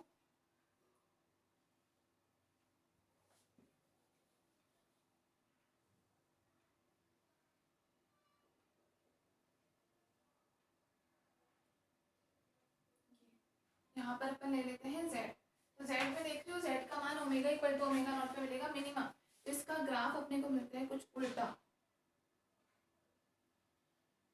ये इस तरीके से, ये भी पूरे चौड़ाई में होता है, ठीक है। ये जो वैल्यू है यहाँ पर अपने पास क्या होता है, omega equal to omega not होगा, ये है, और इसके करस्पॉन्डिंग जो z आपको मिल रहा है, ये क्या मिल रहा है, z मिनिमम, देख रहे हो इसकी पीक उल्टी तरफ आ रही है, बिल्कुल मिनिमम, इसकी पीक ऊपर तरफ जा रही है बिल्कुल मैक्सिमम कंडीशन की तरफ। यहाँ z की पीक ही अपने को ग्राफ में कैसे मिलती है, बिल्कुल उल्टी तरफ मिलती है, अपोजिट डायरेक्शन में, क्लियर है। कब omega equal to omega not पे, यहाँ ले लो ओमेगा फ्रीक्वेंसी और यहाँ पर है z ले लिया, ठीक है। अलग अलग बनाने से आपको ज़्यादा अच्छे समझ में आएगा, चाहो तो इन दोनों ग्राफ को अपन एक साथ भी बना सकते हैं, अभी आगे एक साथ भी बना लेंगे।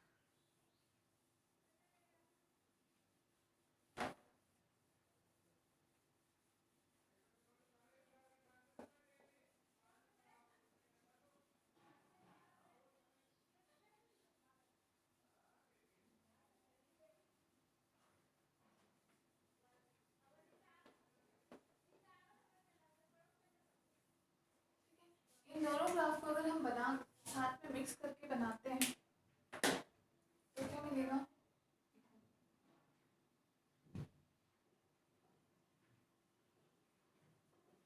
ठीक है। एक पीक तो आ रही है आपके पास ये मैक्सिमम की आई वाली, जेड की पीक आ रही है आपके पास मिनिमम पे,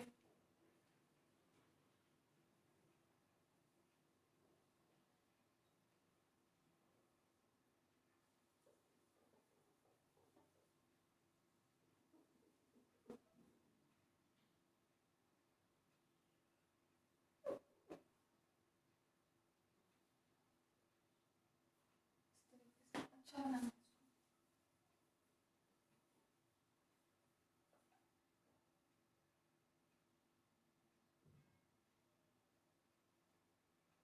इस तरीके से तो ये जो पॉइंट है अपना omega equal to omega not का, अब देखो यहाँ पे दोनों पॉइंट एक साथ मिल जाएंगे बिल्कुल एग्जैक्ट, जितने पर ये omega equal to omega not पर ही ये पीक अपने को जितनी नीचे मिली थी आई की पीक उतनी ही ऊपर मिली है। ये वैल्यू है omega equal to omega not, जिसके रेस्पेक्ट में अगर अपन इसकी बात करें ये है अपने पास आई नॉट। आई नॉट क्या मिल रहा है, मैक्सिमम मिल रहा है।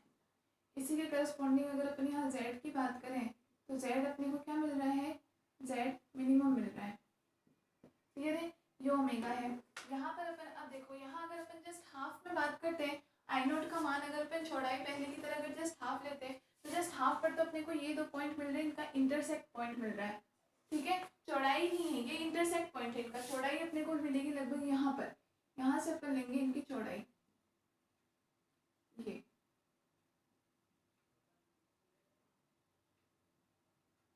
ये पॉइंट अपना हो जाएगा ए, ये पॉइंट हो जाएगा बी। देख रहे हो कि ये इसमें ओनली कितना होता है 1/√2 गुना होता है, लगभग हाफ के बराबर नहीं होता। हाफ पे तो अपने को ये दोनों इंटरसेक्ट पॉइंट जहाँ ये दोनों ग्राफ एक दूसरे को काट रहे हैं इनके प्रतिच्छेदी बिंदु है, तो इसके रिस्पेक्ट में अपने को आई नोट का मान कितना मिल जाता है, आई नोट मैक्सिमम अपॉन √2, ठीक है। यहाँ पर अपने को मिलता है ओमेगा 1, यहाँ मिलता है कोई ओमेगा 2, ये अपन ओमेगा शो करते हैं, बना लो।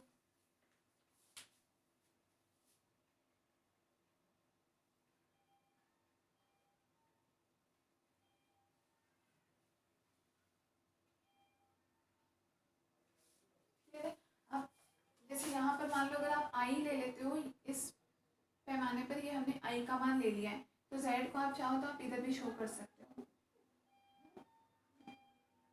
ये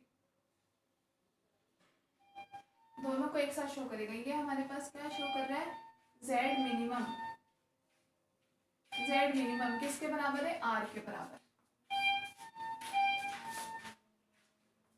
ये इन दोनों ग्राफ का मिक्स फॉर्म।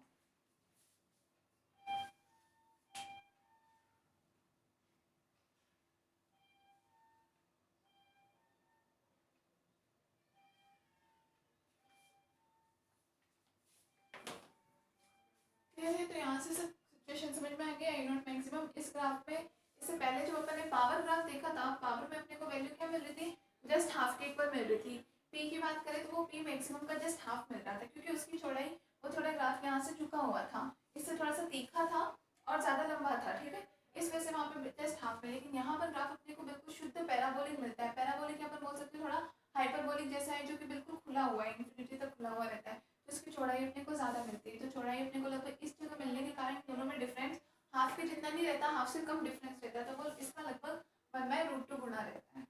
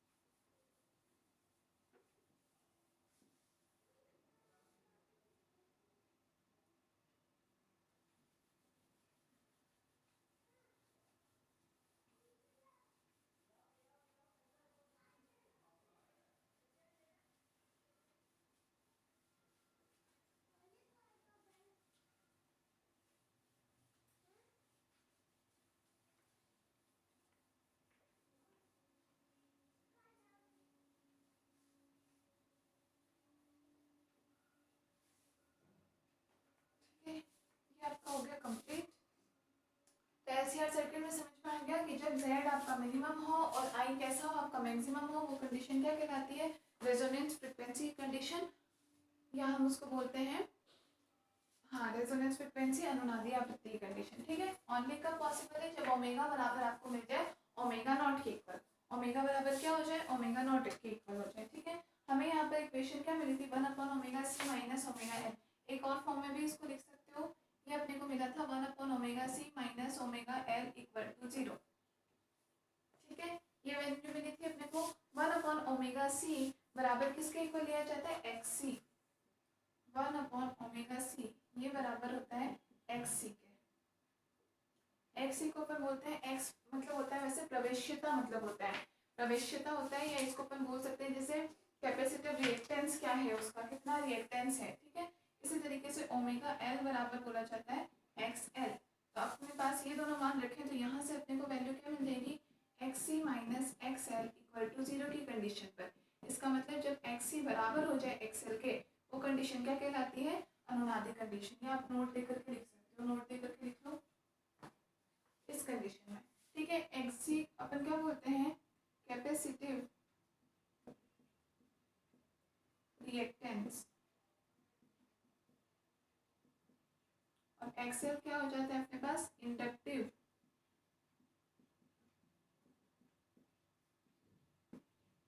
रिएक्टेंस, हिंदी में बोलते हैं इसको प्रवेश्यता।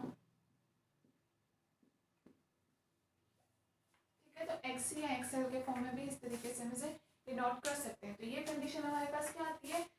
रेजोनेंस कंडीशन होती है, इसको हम बोल सकते हैं रेजोनेंस कंडीशन।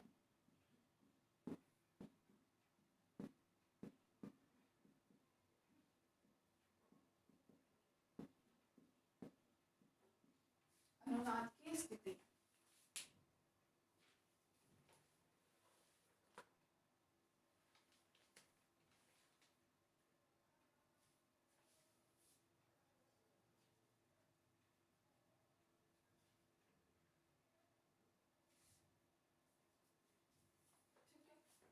नेक्स्ट पॉइंट देखो इसमें, अब इसकी कुछ एक प्रॉपर्टीज पढ़ लेते हैं। इसकी प्रॉपर्टीज जैसे कि इसकी पावर कितनी है, इसका क्वालिटी फैक्टर क्या है, या एनर्जी कितनी है, ये सब।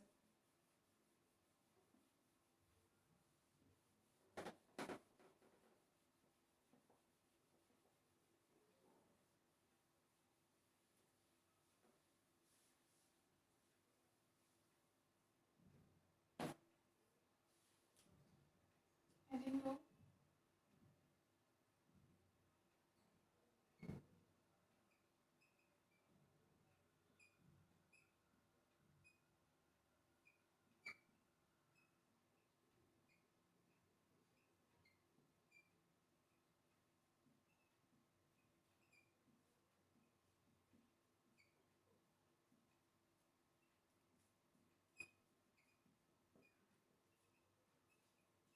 क्वालिटी फैक्टर, विशेषता गुणांक।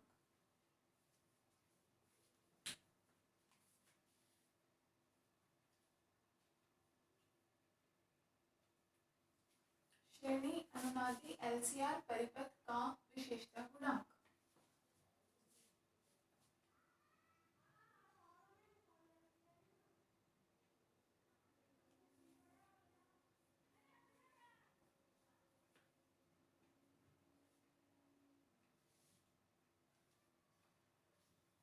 देखो इसमें पहले LCR परिपथ में, LCR परिपथ में ऊर्जा का संग्रहण, ऊर्जा का संग्रहण प्रेरकत्व L, प्रेरकत्व L तथा धारिता C में होता है। प्रेरकत्व L तथा धारिता C में होता है। वह ऊर्जा का व्यय, ऊर्जा का व्यय प्रतिरोध R के द्वारा होता है। ऊर्जा का व्यय प्रतिरोध R के द्वारा होता है। प्रतिरोध R द्वारा होता है। देखो हमने जैसे LCR सर्किट बनाया था, क्या है ये सर्किट हमने लिया था, यहाँ पर हमारे पास कोई L जुड़ा हुआ था, इंडक्टेंस यहाँ पर एक सी जुड़ा था और यहाँ पर एक आर जुड़ा है, तो ये हमारे पास सिंपल LCR सर्किट हो गया। यहाँ से हमने इसको EMF दिया है,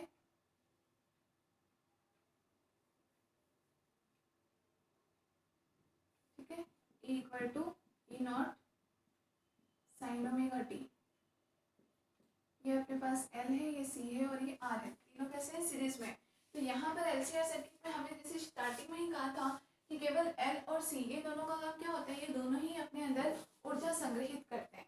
प्रेरकत्व भी ऊर्जा संग्रहित करता है और संधारित्र है ये भी।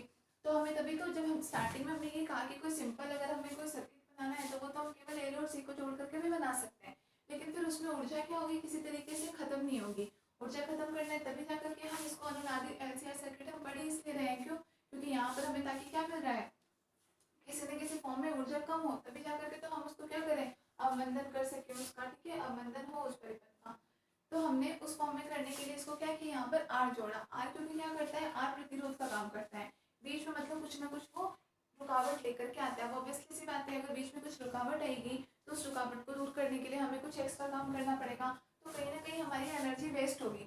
तो इस पूरे सर्किट में एनर्जी वेस्ट करने का काम कौन करता है, ओनली R करता है, और एनर्जी को कलेक्ट करने का काम कौन करते हैं, L और C ये दोनों करते हैं।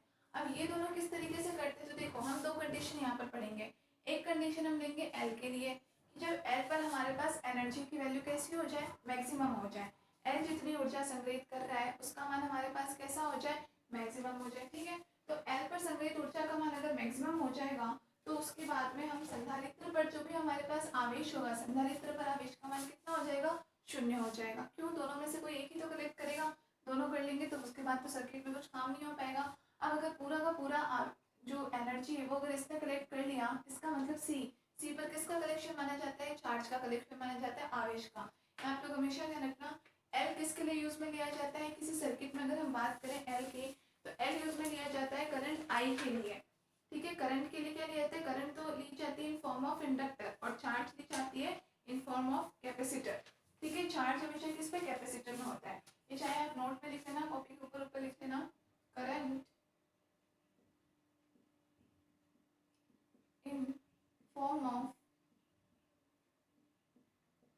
इंडक्टर और चार्ज, दूसरा है हमारे पास चार्ज, चार्ज लिया जाता है in form of capacitor,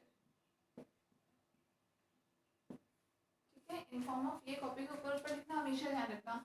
current हमेशा किसी सर्किट में एल और सी दोनों जुड़े हुए हो तो आप आई को किसके फॉर्म में लोगे, एल के फॉर्म में ली जाती है, जबकि सी किसके फॉर्म में ली जाती है, चार्ज के फॉर्म में ली जाती है। हमने कल फॉर्मूला भी पढ़ा था, अगर हमने वोल्टेज किस पर, सी पर वोल्टेज की बात की तो किसके इक्वल आया था, क्यू अपॉन सी के इक्वल आया था, सी पर क्यू की वैल्यू आई थी। और जब हमने एल की बात की थी तो एल हमने किस फॉर्म में लिया था, D I upon d T के फॉर्म में लिया था, तभी ना आई बराबर हमने क्या लिया था, D q upon d T के फॉर्म में लिया था।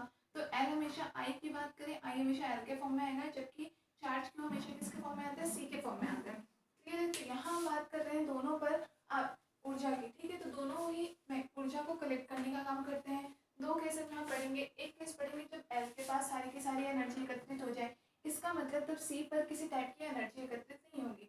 एनर्जी एकत्रित नहीं होने का मतलब है कि सी पर जो आवेश का मान आ रहा है, सी पर तो इकट्ठा कौन हो रहा है, एनर्जी का फॉर्म का मतलब है सी पर चार्ज इकट्ठा होता है और उस चार्ज का वैल्यू कितना हो जाएगा, 0 हो जाएगा। एक कंडीशन हो जाएगी वो। दूसरी कंडीशन हो जाएगी कि जब सारी की सारी एनर्जी सी पर इकट्ठी हो जाए, ठीक है। सी जब सारी एनर्जी को कलेक्ट कर ले, अब सी किस फॉर्म में एनर्जी कलेक्ट कर रहा है, हमने भी बताया चार्ज के फॉर्म में कलेक्ट कर रहा है। चार्ज को पूरे को अगर सी अपने पास रोक लेगा, इसका मतलब है कि इस पूरी सर्किट में करंट फ्लो ही नहीं हो पाएगी, क्योंकि करंट किसको कहते हैं, फ्लो ऑफ चार्ज को ही करंट कहा जाता है। अगर चार्ज पूरे को सी खुद अपने पास ही कलेक्ट करके रोक के रख लेगा तो पूरे सर्किट में चार्ज फ्लो नहीं होगा, सॉरी चार्ज फ्लो नहीं होगा, और चार्ज फ्लो नहीं होने का मतलब करंट फ्लो नहीं होगा। मतलब उस कंडीशन में इस पूरी सर्किट में हमारे पास आई का वैल्यू क्या हो जाएगा, मिनिमम हो जाएगा। तो एक कंडीशन में हमारे पास आई हो जाएगा मिनिमम, और जब आई हम किस पे ले रहे हैं, जब सारी एनर्जी एल पर संग्रहित होती है, उस कंडीशन में एल का मान हमारे पास क्या हो जाता है, मैक्सिमम हो जाता है। तो इस टाइम पर हमारे पास आई कैसा हो जाएगा, मैक्सिमम। तो आई नॉट के फॉर्म में ले, I naught maximum, I naught minimum. हमेशा ध्यान रखना कि हमेशा करंट किसके फॉर्म में लिया जाता है, और फिर देख लो इंडक्टर के फॉर्म में। चार्ज किसके फॉर्म में लिया जाता है, इन फॉर्म ऑफ कैपेसिटर के फॉर्म में। मतलब कि किसी भी परिपथ में अगर आपके पास कोई प्रेरकत्व जुड़ा हुआ है, एल जुड़ा हुआ है, कोई संधारित्र सी जुड़ा हुआ है, को संग्रहित करने का काम करते हैं, लेकिन अलग अलग फॉर्म में ऊर्जा संग्रहित करते हैं। जैसे कि एल जो होता है वो हमेशा धारा के रूप में ऊर्जा का संग्रहण करता है, जैसे कि ये एल बराबर D I upon d T हमने समीकरण लिखी, ठीक है। इसी तरीके से सी जो होता है कैपेसिटर संधारित्र, वो आवेश के रूप में ऊर्जा का संग्रहण करता है, इसलिए हम इसका फॉर्मूला क्या लेते हैं, क्यू अपॉन सी के फॉर्म में, क्योंकि आवेश के रूप में एकत्रित करता है, ठीक है। अब किसी सर्किट में अगर दोनों जुड़े हुए हैं और दोनों सीरीज में जुड़े हुए हैं, तो आपको पता है इसका मतलब काम एक तरीके से दोनों करेंगे। अब दोनों के दोनों ही ऊर्जा को टोटल को दोनों ही ऊर्जा कलेक्ट कर लें, ऐसा पॉसिबल नहीं है, फिर सर्किट काम नहीं करेगा। तो उसके लिए हम दो केस लेते हैं, एक बार में माना कि एल काम कर रहा हो तो, एक बार में माना सी काम कर रहा हो तो। काम करने से मतलब कि एनर्जी का कलेक्शन कौन कर रहा है, एक बार हम मानेंगे कि एल कर रहा है एनर्जी को कलेक्ट, एक बार में मानेंगे कि सी कर रहा है। एल जब एनर्जी को कलेक्ट करेगा उस कंडीशन में हमारे पास आई, क्योंकि एल तो आई के फॉर्म में एनर्जी कलेक्ट करता है, तो जब एल एनर्जी को एकत्रित करेगा उस टाइम पर हमारे पास धारा आई का मान कैसा हो जाएगा, मैक्सिमम हो जाएगा। क्लियर है, आई का मान मैक्सिमम हो जाएगा। इसका मतलब ये है कि उस टाइम सी के पास आई मैक्सिमम होने का मतलब, देखो दोनों तरीके से देख सकते हो। अपन ने बोला जब एल सारी की सारी ऊर्जा अपने पास संग्रहित करेगा उस टाइम पर अपने पास आई का मान कैसा हो जाएगा, मैक्सिमम हो जाएगा। मतलब कि पूरे सर्किट में जो करंट फ्लो हो रहा है, करंट का मान उस टाइम पे करंट सबसे ज्यादा मात्रा में फ्लो होगी पूरे सर्किट में। करंट ज्यादा मात्रा में फ्लो होने का मतलब क्या हो गया कि इसका मतलब उस टाइम पर कहीं ना कहीं आर का मान भी बिल्कुल नेग्लिजिबल हो जाएगा, कुछ प्रतिरोध ये क्रिएट नहीं कर पाएगा। और दूसरा सी, जो कि सी क्या करता है, चार्ज को अपने पास रोकने का काम करता है, अपने पास इकट्ठा करने का काम करता है। इसका मतलब उस टाइम सी भी अपने पास चार्ज को नहीं रोक पाएगा, चार्ज नहीं रोक पाएगा, तभी तो चार्ज का फ्लो सबसे मैक्सिमम होगा, वही तो एक तरीके से करंट का फ्लो है, ठीक है। तो चार्ज मैक्सिमम हो जाएगा, करंट मैक्सिमम होने का मतलब कि उस टाइम पर सी के पास जो संग्रहित ऊर्जा या सी जो आवेश को संग्रहित करता है, उस आवेश की मात्रा कैसी हो जाएगी, बिल्कुल न्यूनतम हो जाएगी, या अपन जीरो मान सकते हैं। और उस टाइम पे इस प्रतिरोध का मान भी कैसा हो जाएगा, बिल्कुल नगण्य हो जाएगा। उस कंडीशन पर अपने पास आई कैसी हो जाएगी, मैक्सिमम हो जाएगी। क्लियर है। दूसरी कंडीशन अपन लेंगे कि जब सी के पास जो संग्रहित ऊर्जा है उसका मान अधिकतम हो, तो सी के पास ऊर्जा किस फॉर्म में संग्रहित हो रही है, क्यू के फॉर्म में संग्रहित हो रही है। इसका मतलब सी जो चार्ज इकट्ठा कर रहा है उसका मान मैक्सिमम हो जाए। अब चार्ज का मान सी के पास मैक्सिमम हो गया, इसका मतलब है कि सी ने इस पूरे सर्किट में जो चार्ज फ्लो हो रही थी उस चार्ज को अपने पास रोक लिया। अब जब सी से आगे चार्ज फ्लो नहीं होगी तो करंट कैसे फ्लो होगा, इसका मतलब सर्किट में पूरे में हमारे पास करंट का मान कैसा हो जाएगा, जीरो हो जाएगा। और करंट जीरो होने का मतलब क्या होता है कि आर का मान जब आपके पास मैक्सिमम हो जाए, आर प्रतिरोध है, किसी भी सर्किट में आर का मान जितना ज्यादा होगा आपको करंट उतनी ही कम मिलती है, क्योंकि आर प्रतिरोध है। आर का मान मैक्सिमम होने का मतलब कि उस परिपथ में कोई बहुत ही स्ट्रॉन्ग बाधा आ गई है, इसके कारण उसमें करंट फ्लो नहीं हो पाएगी। दूसरा, किसी परिपथ में अगर आपको आई का मान जितना ज्यादा मैक्सिमम मिल रहा है, आई अगर आपको बहुत ज्यादा मिल रही है, करंट बहुत ज्यादा मिल रही है, इसका मतलब है कि उस सर्किट में जो रेजिस्टेंस है उसका मान कैसा हो गया, बिल्कुल नेग्लिजिबल हो चुका है, जो रुकावट थी वो बिल्कुल ऑलमोस्ट खत्म हो चुकी है, इसलिए उसमें आई का मान मैक्सिमम होगा। ठीक है, ये दो कंडीशन होती है, इसे भी अपन लिख लेते हैं और फिर एक एक कंडीशन को यूज करके, तो यहाँ हम विशेषता गुणा कैलकुलेट करना चाह रहे हैं, तो विशेषता गुणा हम इन दोनों कंडीशन से कैलकुलेट करेंगे और हम देखेंगे कि हमारे पास वैल्यू बिल्कुल सेम आएगी दोनों ही कंडीशन में। इसीलिए इसका मतलब ये है कि सीरीज में दोनों जुड़े हुए हैं, तो इससे कोई फर्क नहीं पड़ेगा कि आप एल पर संग्रहित ऊर्जा ले रहे हो या फिर सी पर संग्रहित ऊर्जा ले रहे हो, क्योंकि दोनों के लिए क्वालिटी फैक्टर की वैल्यू अपने पास बिल्कुल सेम आएगी। ठीक है, तो लिखो इसमें क्या लिखा, ऊर्जा व्यय प्रतिरोध आर द्वारा होता है। ठीक है, अतः जब परिपथ में धारा का मान अधिकतम होता है, अतः जब परिपथ में धारा का मान अधिकतम होता है, उस स्थिति में प्रेरकत्व में संग्रहित ऊर्जा का मान, उस स्थिति में प्रेरकत्व में संग्रहित ऊर्जा का मान, प्रेरकत्व में संग्रहित ऊर्जा का मान कितना हो जाएगा,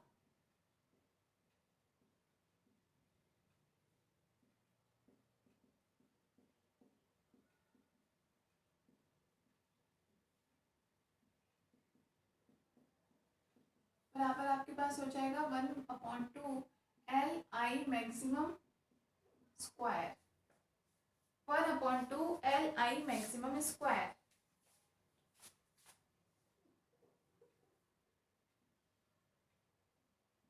एल आई मैक्सिमम स्क्वायर। अब ये इक्वेशन कहाँ से आई, ये आप देखोगे, देखो क्योंकि अपन ने किसकी कंडीशन मानी थी स्टार्टिंग में ही, जब हमने कौन सी इक्वेशन ली थी सबसे स्टार्टिंग में, आज जब हमने क्लास स्टार्ट की सबसे पहले हमने ली ड्राइवन सिंपल हार्मोनिक मोशन की इक्वेशन, ठीक है ना। चालित आवर्ती दोलन के लिए जो पीछे हमने जो लास्ट जो टॉपिक पढ़ा था, उस टॉपिक के अकॉर्डिंग जो हमारे पास इक्वेशन आई थी, क्या आई थी, d square x upon d t square की कंडीशन में, ठीक है। तो वहां से फर्स्ट वैल्यू हमने क्या ली थी, लैम्डा अपॉन एम, और एलसीआर के अकॉर्डिंग जो इक्वेशन थी वहां पर हमने किसके इक्वल माना था, इसको आर अपॉन एल के मान रखा है इक्वल। देखो आप लोग अपनी अपनी कॉपी में इसके इक्वल मान रखा था, इसी को तो फिर अपन ने आगे 2r या 1/τ के इक्वल ले रखा है। क्लियर है। हम आगे 2r या 1/τ की बात नहीं कर रहे, हम अभी ओनली इन दोनों की बात कर रहे हैं कि उस इक्वेशन में जो मान ये था, एलसीआर की इक्वेशन में ये मान है इसकी जगह, ठीक है। इसका मतलब एल बराबर लैम्डा बराबर क्या है, आर की इक्वल है, और एम बराबर है एल के। इम्प्लाइज हम यहाँ से क्या ले सकते हैं, एम बराबर एल ले सकते हैं। क्लियर है। दूसरी चीज, इस इक्वेशन में जब हम चालित आवर्ती दोलन की बात कर रहे थे, तब हम वहाँ पे क्या देख रहे थे, जैसे आयाम में कमी हो रही है, ठीक है। इसका मतलब देख रहे थे अवमंदक बल क्या काम कर रहा था, उसके जो भी दोलन है उसके वेग के मान को कम कर रहा था। तो इफेक्ट किस पे पड़ रहा था, वेग का मान कम ज्यादा हो रहा था, ठीक है, एम के रेस्पेक्ट में। यहाँ पर हमारे पास एल की बात हो रही है, एल के रेस्पेक्ट में किसका मान कम ज्यादा होगा, आई का मान कम ज्यादा होगा। क्लियर है। अभी मैं आपको पूरा इतना लंबा चौड़ा एक्सप्लेन कर चुकी हूँ कि जिस कंडीशन में हम एल पर संग्रहित ऊर्जा का मान लेंगे, उस टाइम में हमारे पास करंट आई कैसी हो जाएगी, मैक्सिमम हो जाएगी। बता चुके हैं, आई का मान मैक्सिमम हो जाएगा। क्यों, क्योंकि उस टाइम पर आपके पास इस पूरी वैल्यू में सी का मान, सी के पास चार्ज, क्योंकि पूरा का पूरा चार्ज कौन एकत्रित कर रहा है, एल एकत्रित कर रहा है। एल किसके फॉर्म में एकत्रित करता है एनर्जी, आई के फॉर्म में। आई का मान अपने पास हो जाएगा मैक्सिमम। क्लियर है। अब अपन ने ये किस फॉर्म में लिख दिया, तो काइनेटिक एनर्जी की इक्वेशन देखो क्या होती है, 1/2 mv²। यहाँ पर अपने पास क्या है, 1/2 m की जगह क्या है अपने पास l, और b की जगह यहाँ पर काम कौन कर रहा है, आई। आई इस कंडीशन में क्योंकि मैक्सिमम है, इसीलिए अपने आई मैक्सिमम कहा है। यहाँ से आएगी ये इक्वेशन, ठीक है। अगर किसी को लगे ध्यान नहीं रहेगा तो आप ब्रैकेट में ये पूरा मान लिख सकते हो कि हमने यहाँ से कंपेयर किया एलसीआर की इक्वेशन के लिए, m की काम कौन कर रहा है, l काम कर रहा है, और वहां पर जो काम वेग कर रहा था, यहाँ पर वो डिफेक्ट किस पे पड़ रहा है, आई पर पड़ रहा है। आई कैसा होता जा रहा है, मैक्सिमम होता जा रहा है। लिख लो।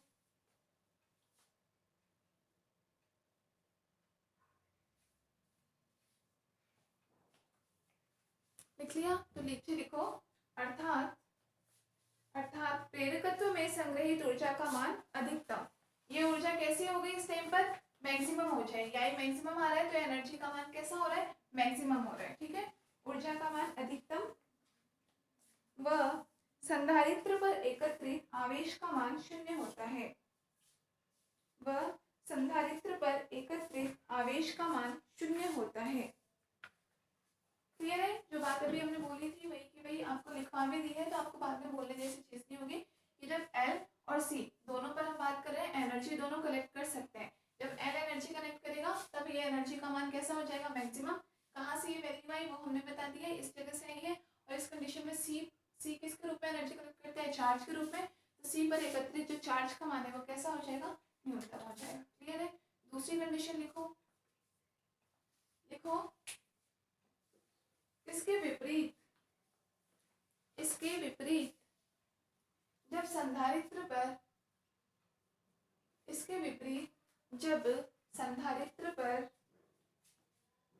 एकत्रित आवेश का मान अधिकतम होता है, जब संधारित्र पर एकत्रित आवेश का मान अधिकतम होता है,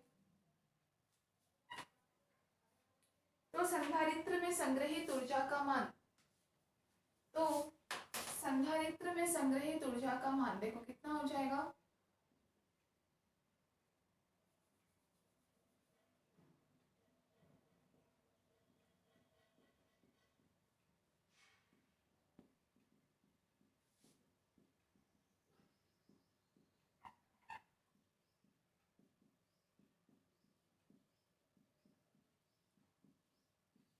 इस टाइम पर इस पे जो एनर्जी इकट्ठी हो रही है वो कैसी हो रही है, मैक्सिमम हो रही है। तो इसकी वैल्यू आपके पास क्या आ जाएगी, Q maximum square upon 2c। Clear है। क्यों, क्योंकि यहाँ पर जो अपन वेग पोटेंशियल की बात कर रहे थे, वी किस फॉर्म में था, क्यू अपॉन सी के फॉर्म में था। तो एनर्जी टोटल है क्यू अपॉन सी के फॉर्म में होगी। चार्ज के फॉर्म में अपने पास एनर्जी इकट्ठी करता है और जो भी कैसी है, मैक्सिमम है। इसका मतलब इस टाइम पर इसके पास चार्ज का मान कैसा हो जाएगा, मैक्सिमम हो जाएगा, ठीक है। और सर्किट में चार्ज का मान इसके पास मैक्सिमम हो जाने का मतलब है कि संधारित्र ने सारे के सारे जो आवेश है वो अपने पास इकट्ठा कर लिया है। इसका मतलब आगे ये पूरी सर्किट में आवेश फ्लो होने ही नहीं दे रहा, तो बाकी पूरी सर्किट में आई का मान इस टाइम पे कैसा हो जाएगा, बिल्कुल मिनिमम हो जाएगा। यहाँ पर देखो आई मैक्सिमम था, इस कंडीशन पे क्यू मैक्सिमम है, इसलिए आई कैसा हो जाएगा, मिनिमम हो जाएगा। लिख लिया, तो Q maximum square upon 2c हो जाएगा। क्लियर है। अब ये मान अपने पास कहाँ से आया, तो देखो सेम इसी तरीके से हमने दूसरी चीज जो कंपेयर की थी, क्या कंपेयर किया था, के अपॉन एम का मान किसके बराबर था, इस इक्वेशन के अकॉर्डिंग जो अभी हमने लास्ट जो चालित आवर्ती दोलन की इक्वेशन में के बाय एम था, के बाय एम को इस इक्वेशन में एलसीआर की इक्वेशन में किससे कंपेयर किया था हमने, क्यू अपॉन एल सी से कंपेयर किया था। क्लियर है। एम का काम तो एल कर रहा है, वो हम यहाँ देख चुके हैं, यहाँ पर एम बराबर एल है, इसका मतलब के बराबर क्या है अपने पास, क्यू अपॉन सी है। के बराबर क्या है, क्यू अपॉन सी है, उस फॉर्म में डाला है। पोटेंशियल एनर्जी के का मान अपने पास क्या होता है, पी स्क्वायर अपॉन 2m होता है। पोटेंशियल एनर्जी का मान काइनेटिक एनर्जी का मान पी स्क्वायर अपॉन 2m के टर्म में भी लिख सकते हैं, इसीलिए अपन ने यहाँ पे किस फॉर्म में लिखा है, Q maximum square upon 2c के फॉर्म में, क्योंकि यहाँ पर इस के का काम कौन कर रहा है, क्यू कर रहा है, क्यू अपॉन सी कर रहा है। क्लियर है, लिख लो ये मान।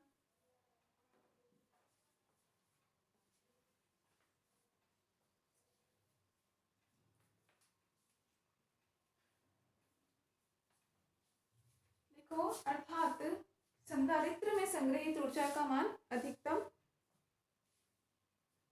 इस टाइम पे इसको लिख लेना, या आपका केस फर्स्ट ले लेते हैं, ठीक है, इसको केस फर्स्ट नाम दे दीजिए और इसको केस सेकंड।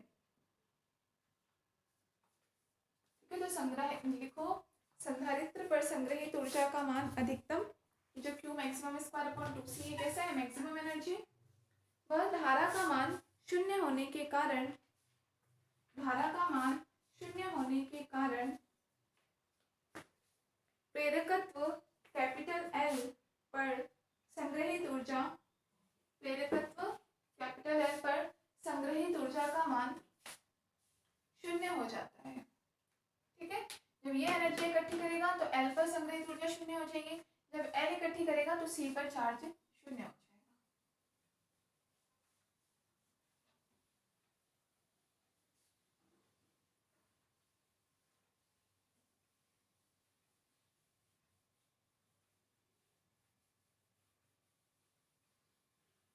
अपन तो यहाँ किसकी बात कर रहे हैं, क्वालिटी फैक्टर क्यू की। तो अपन सबसे पहले देखें कि क्यू का मान अपने पास क्या आता है, क्वालिटी फैक्टर क्यू।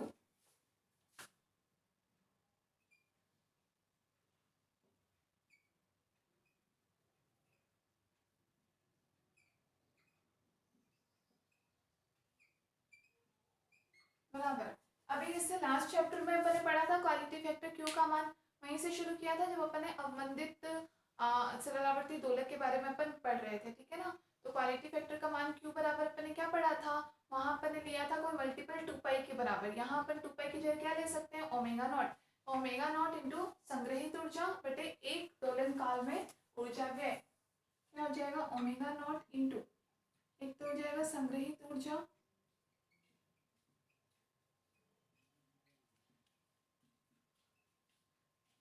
अपॉन एक दोलन काल में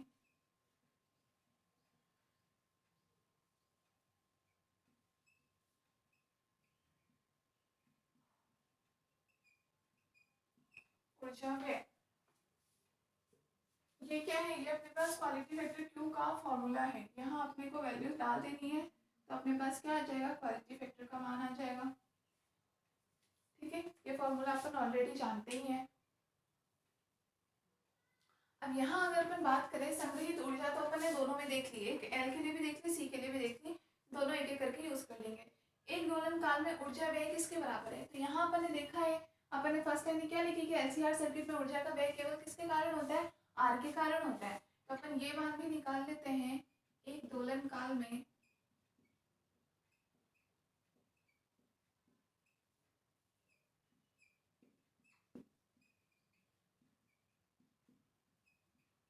ऊर्जा व्यय बराबर आर के कारण, मतलब कि ऊर्जा व्यय मतलब एक तरह से पावर, पावर आर के फॉर्म में क्या वैल्यू हो जाएगी, आई स्क्वायर आर अपन ले सकते हैं। आर के फॉर्म में पावर का फॉर्मूला पता होगा, बी के फॉर्म में बी स्क्वायर अपन आर, आर के फॉर्म में आई स्क्वायर आर, यहाँ पर v की बात तो हो नहीं रही, करंट की बात हो रही है r के फॉर्म में, ठीक है। और i बराबर अगर अपन i मैक्सिमम के फॉर्म में लिखे तो कितना रह जाएगा, पहले का जस्ट हाफ, तो i maximum square upon 2 into R. ये आई मैक्सिमम स्क्वायर अपॉन 2 अपन ने किसके बेस पे लिखा है, पावर के बेस पे। जैसे अभी इससे पहले अपन ने चालितावर्ती दोलन के लिए जो अपन ये ग्राफ बनाया था, पावर के लिए बनाया था, आप में से किसी को ध्यान हो तो ये वैल्यू हमारे पास पी मैक्सिमम आ रही थी और जस्ट हाफ पे हमारे पास वैल्यू क्या ले रही थी, पी मैक्सिमम अपॉन रूट 2, जिसको हमने अर्धशक्ति बिंदु कहा था। क्लियर है, सॉरी अपॉन 2 जस्ट हाफ के इक्वल रह रही थी, ये हमारे पास इसकी बैंड की चौड़ाई आ रही थी। क्लियर है, यहाँ पर हम यहाँ ऊर्जा व्यय से मतलब हमारा भाई ये शक्ति व्यय कितना है, इसको आप ब्रैकेट में क्या लिख सकते हो, शक्ति व्यय। फॉर्मूला आपको ध्यान होगा तो हमने शक्ति व्यय के रूप में लिखा था, पीछे फॉर्मूला लिखा था, ठीक है। शक्ति व्यय, तो शक्ति व्यय के आपके पास दो फॉर्मूले होते हैं, v के फॉर्म में होता है v स्क्वायर आर, या i के फॉर्म में आप लिख सकते हो i स्क्वायर आर। 12th में खूब पढ़े हैं हमने ये फॉर्मूले। यहाँ पर कहीं v का मान तो बात तो हम कर नहीं रहे, हम तो करंट की बात कर रहे हैं, करंट का मान मैक्सिमम होगा मिनिमम होगा, तो हम इसलिए ये फॉर्मूला यूज में ले रहे हैं। और शक्ति की बात करें तो शक्ति का मान क्या होता है, अगर अपन इन बिंदुओं पर बात करते हैं चौड़ाई के बिंदु पर, तो मान कितना रह जाता है, एक दोलन काल के लिए आई मैक्सिमम वैल्यू का जस्ट हाफ, इसीलिए अपन ने इसके करस्पॉन्डिंग आई की वैल्यू भी क्या ले ली, I maximum square upon half.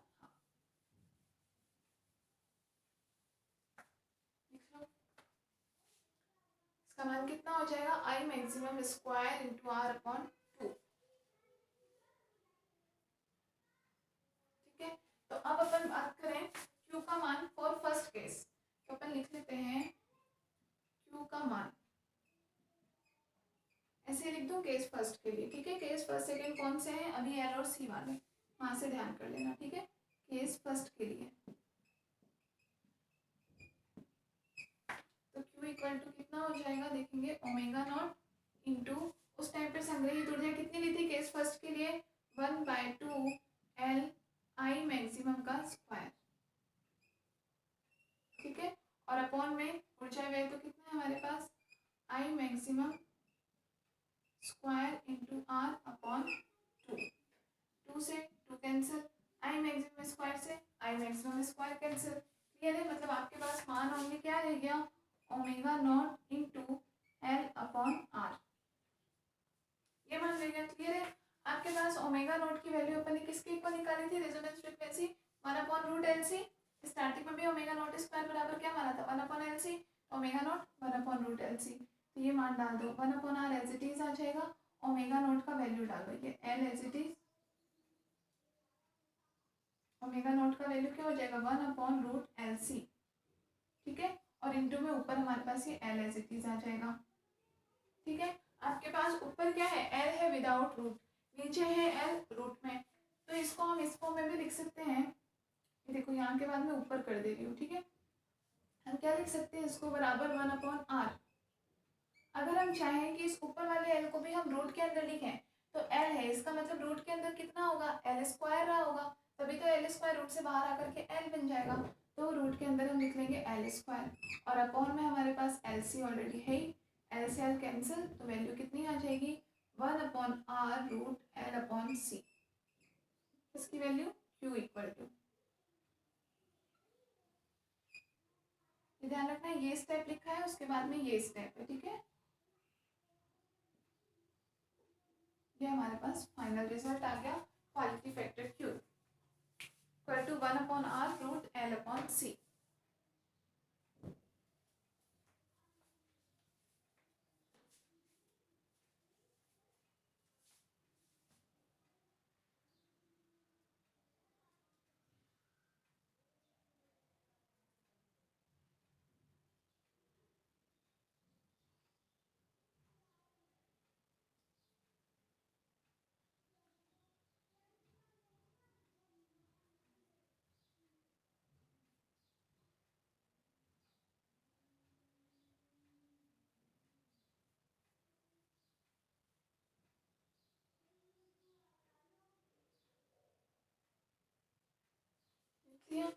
Second case देखो,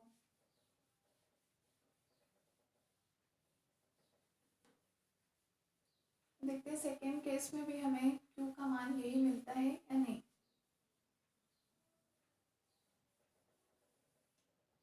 क्या लेते हैं क्यू का मान केस सेकेंड के लिए,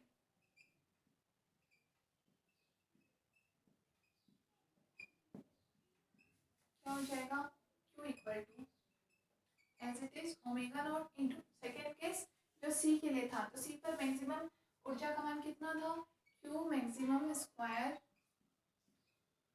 अपॉन 2C, इसी के इक्वल था, Q maximum square upon 2C के इक्वल, ठीक है। और नीचे हमारे पास ये वैल्यू तो एज इट इज आ जाएगी 1/2 I maximum square into R, ठीक है ना। ये तो ऊर्जा व्यय तो इतना का इतना ही है दोनों कंडीशन में, तो यहाँ ओनली क्या कट जाएगा हमारा 1/2 से 1/2 कैंसिल, ठीक है। वैल्यू हमारे पास क्या आ जाएगी ओमेगा नॉट इंटू ऊपर आ रहा है Q मैक्सिमम, नीचे आ रहा है I मैक्सिमम, दोनों का होल स्क्वायर, ठीक है। इंटू क्या आ रहा है, ऊपर बच रहा है C, नीचे बच रहा है R, इंटू 1/RC, ठीक है। ये मान बच गया। अब अगर हम बात करें Q के मान, तो हमने देखो I मैक्सिमम किसके बराबर था, I मैक्सिमम किसको लिखा था, I नॉट को, और I नॉट किसके बराबर था, Q not into omega naught के इक्वल था, ठीक है। स्टार्टिंग में हमने माना था Q इंटू ओमेगा नॉट मान लो, Q नॉट ओमेगा नॉट मान लो, उससे फर्क नहीं पड़ेगा। तो यहाँ पर आपके पास वैल्यू क्या हो जाएगा, Q इक्वल टू, देखो यहाँ पहले पुट कर देते हैं, omega naught into Q maximum square मतलब Q नॉट का स्क्वायर अपॉन में I मैक्सिमम स्क्वायर की वैल्यू है ये, तो ये हो जाएगा Q nought square into omega not square, ठीक है। और 1/RC एज इट इज, 1 ये RC नहीं दिख रहा हो ठीक से, 1/RC लिखा हुआ एज इट इज, क्लियर है। Q नॉट स्क्वायर से Q nought square cancel, omega nought से एक ओमेगा नॉट कैंसिल, तो Q बराबर अपने पास क्या बच गया, ओनली 1/ओमेगा nought into R into C, clear है, omega not into R into C। अब ओमेगा नॉट का मान 1/√LC होता है, डाल दो, क्योंकि omega not equal to 1/√LC, clear है। तो Q इक्वल टू क्या बच जाएगा 1/√LC, तो √LC आ जाएगा ऊपर, अपॉन में क्या बच जाएगा ओनली RC,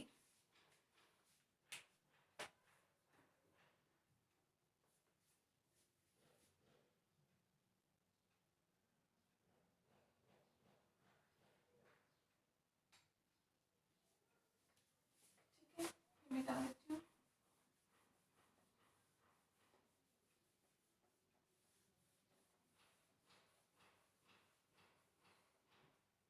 ये मान बच गया Q equal to √LC upon RC। अब यहाँ पर भी देखो C ऊपर क्या है अंडर रूट में है, नीचे विदाउट अंडर रूट में, दोनों का अंडर रूट में लेकर के आते हैं, तो Q बराबर √L √C अलग अलग कर लेते हैं, तो √L तो हमने अलग लिख लिया, और अपॉन में R अलग है ये लिख लिया, इनटू में ऊपर अपने पास क्या है √C ऑलरेडी है, तो ये अपन ने लिख दिया रूट में C। ये जो नीचे विदाउट रूट है इसको अपन रूट में लेकर के जाना चाहते हैं, C है इसका मतलब अंडर रूट के अंदर कितना रहा होगा, C स्क्वायर रहा होगा, तो अपॉन में C स्क्वायर। किसी भी चीज़ को अंडर रूट में लिखने का तरीका है कि अंडर रूट से बाहर आकर के चीज़ क्या होती है, उसकी पावर जस्ट हाफ हो जाती है। तो अगर कोई चीज़ विदाउट रूट है उसका आप रूट के अंदर लिखना चाहते हो तो उसको उसकी पावर डबल करके लिख दो, ठीक है। जैसे C है रूट के अंदर C स्क्वायर होगा, C स्क्वायर रूट से बाहर जाएगा तभी तो C बनेगा इस फॉर्म में, ठीक है। C से आपका C कैंसिल, वैल्यू क्या बच गई आपके पास 1/R √L/C।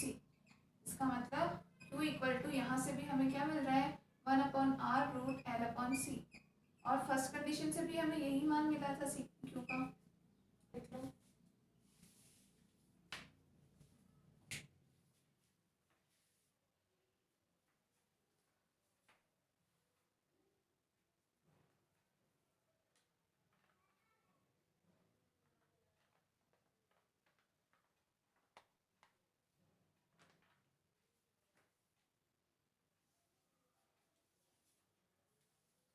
ठीक है, तो ये दोनों हमने क्यू का मान किससे निकाला, इस फॉर्मूले के अकॉर्डिंग कि संग्रहित ऊर्जा, एक बार ऊर्जा जब किस पे संग्रहित की गई हो, प्रेरकत्व L पर, एक बार जब ऊर्जा किस पर C पर संग्रहित हुई हो, तो कंडीशंस क्या क्या होती है और उसके अकॉर्डिंग अपने पास क्यू का मान क्या आता है। दोनों कंडीशन में मान इक्वल आया, क्यू का अपन ने एक और फॉर्मूला पढ़ा हुआ है, वहां से भी अपन मान निकाल के देखेंगे कि हमें यही वैल्यू मिलती है या नहीं।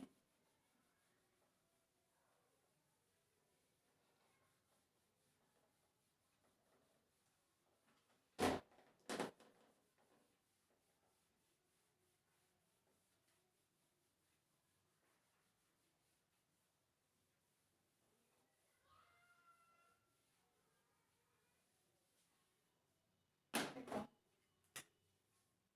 और लिख लेना और करके। दूसरा तरीका है विशेषता गुणांक क्यू।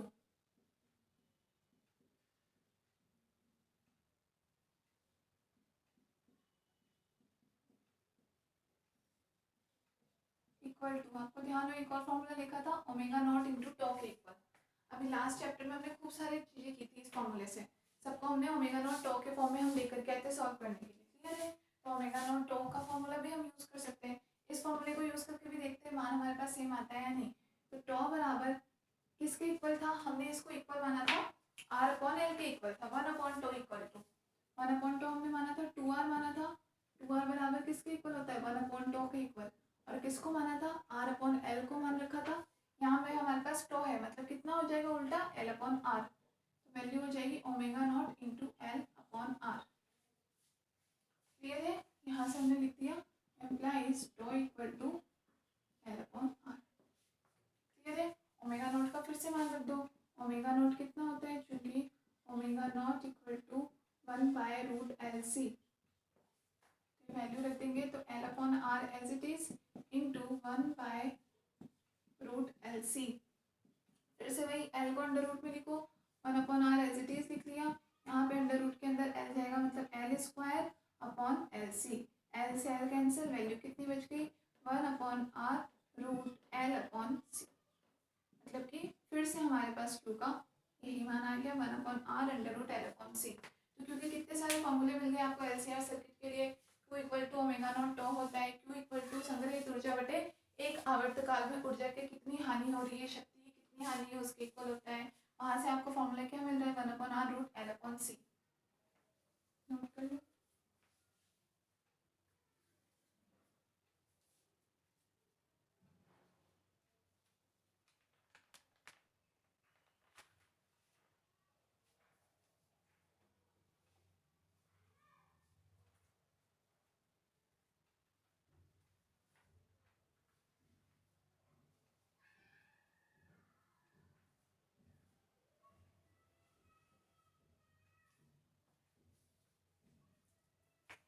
क्लियर है, यहाँ से 3 तरीके मिल गए। अब एक और तरीका हो सकता है क्यू का मान, अभी लास्ट चैप्टर में जब हमने पी के लिए ग्राफ बनाया था, पी का मान हमें मिला था, वहां से हमें क्या मिला था बैंड विस्तार का मान भी मिला था। तो आपको ध्यान हो लास्ट में हमें क्वालिटी फैक्टर क्यू का मान क्या मिला था omega not upon omega 2 minus omega 1। Omega 1 जिसको हमने क्या कहा था स्वाभाविक आवृत्ति, ये फॉर्मूला हमने लास्ट चैप्टर का लास्ट लिखा था, स्वाभाविक आवृत्ति और बटे में बैंड विस्तार कितना है, बैंडविड्थ कितनी है या बैंड विस्तार कितना है। यहाँ से भी मान आया था कि बैंड विस्तार किसके इक्वल था, ये जो हमें पीक मिल रही थी इसके करस्पॉन्डिंग ये जो दोनों पॉइंट थे, एक के सापेक्ष ओमेगा 1 यहाँ पे ओमेगा नॉट था, ओमेगा 2 था, बीच में omega not equal to omega हो ही जाता है रेजोनेंस कंडीशन के लिए। तो ये हमारे पास बैंड की चौड़ाई आ जाती है, मतलब हम इस फॉर्मूले से भी मान निकाल सकते हैं। तो इस फॉर्मूले से यहाँ पर भी अपन क्यू का मान निकाल सकते हैं। यहाँ भी हमें सेम ग्राफ मिला हुआ है और बैंड में हमने देखा था ओमेगा 1 ओमेगा 2 पॉइंट पे मिले थे। तो इस तरीके से सॉल्व करने के लिए हमें पहले क्या निकालना पड़ेगा बैंड विस्तार निकालना पड़ेगा। बैंड विस्तार निकालेंगे तो स्वाभाविक आवृत्ति तो हमारे पास ओमेगा नॉट है, यहाँ से भी रिजल्ट मिल जाएगा। ठीक है, इसको हम करेंगे अपनी नेक्स्ट क्लास में करके देखेंगे कि यहाँ से पहले बैंड विस्तार कैसे निकालें और फिर यहाँ डाल करके क्यू का मान, और क्यू का मान तब भी इतना ही आता है या फिर कुछ चेंज वैल्यू आती है। अभी 3 तरीकों से तो वैल्यू सेम आई है, एक और तरीके से करके देखेंगे। ठीक है, नेक्स्ट क्लास में करेंगे।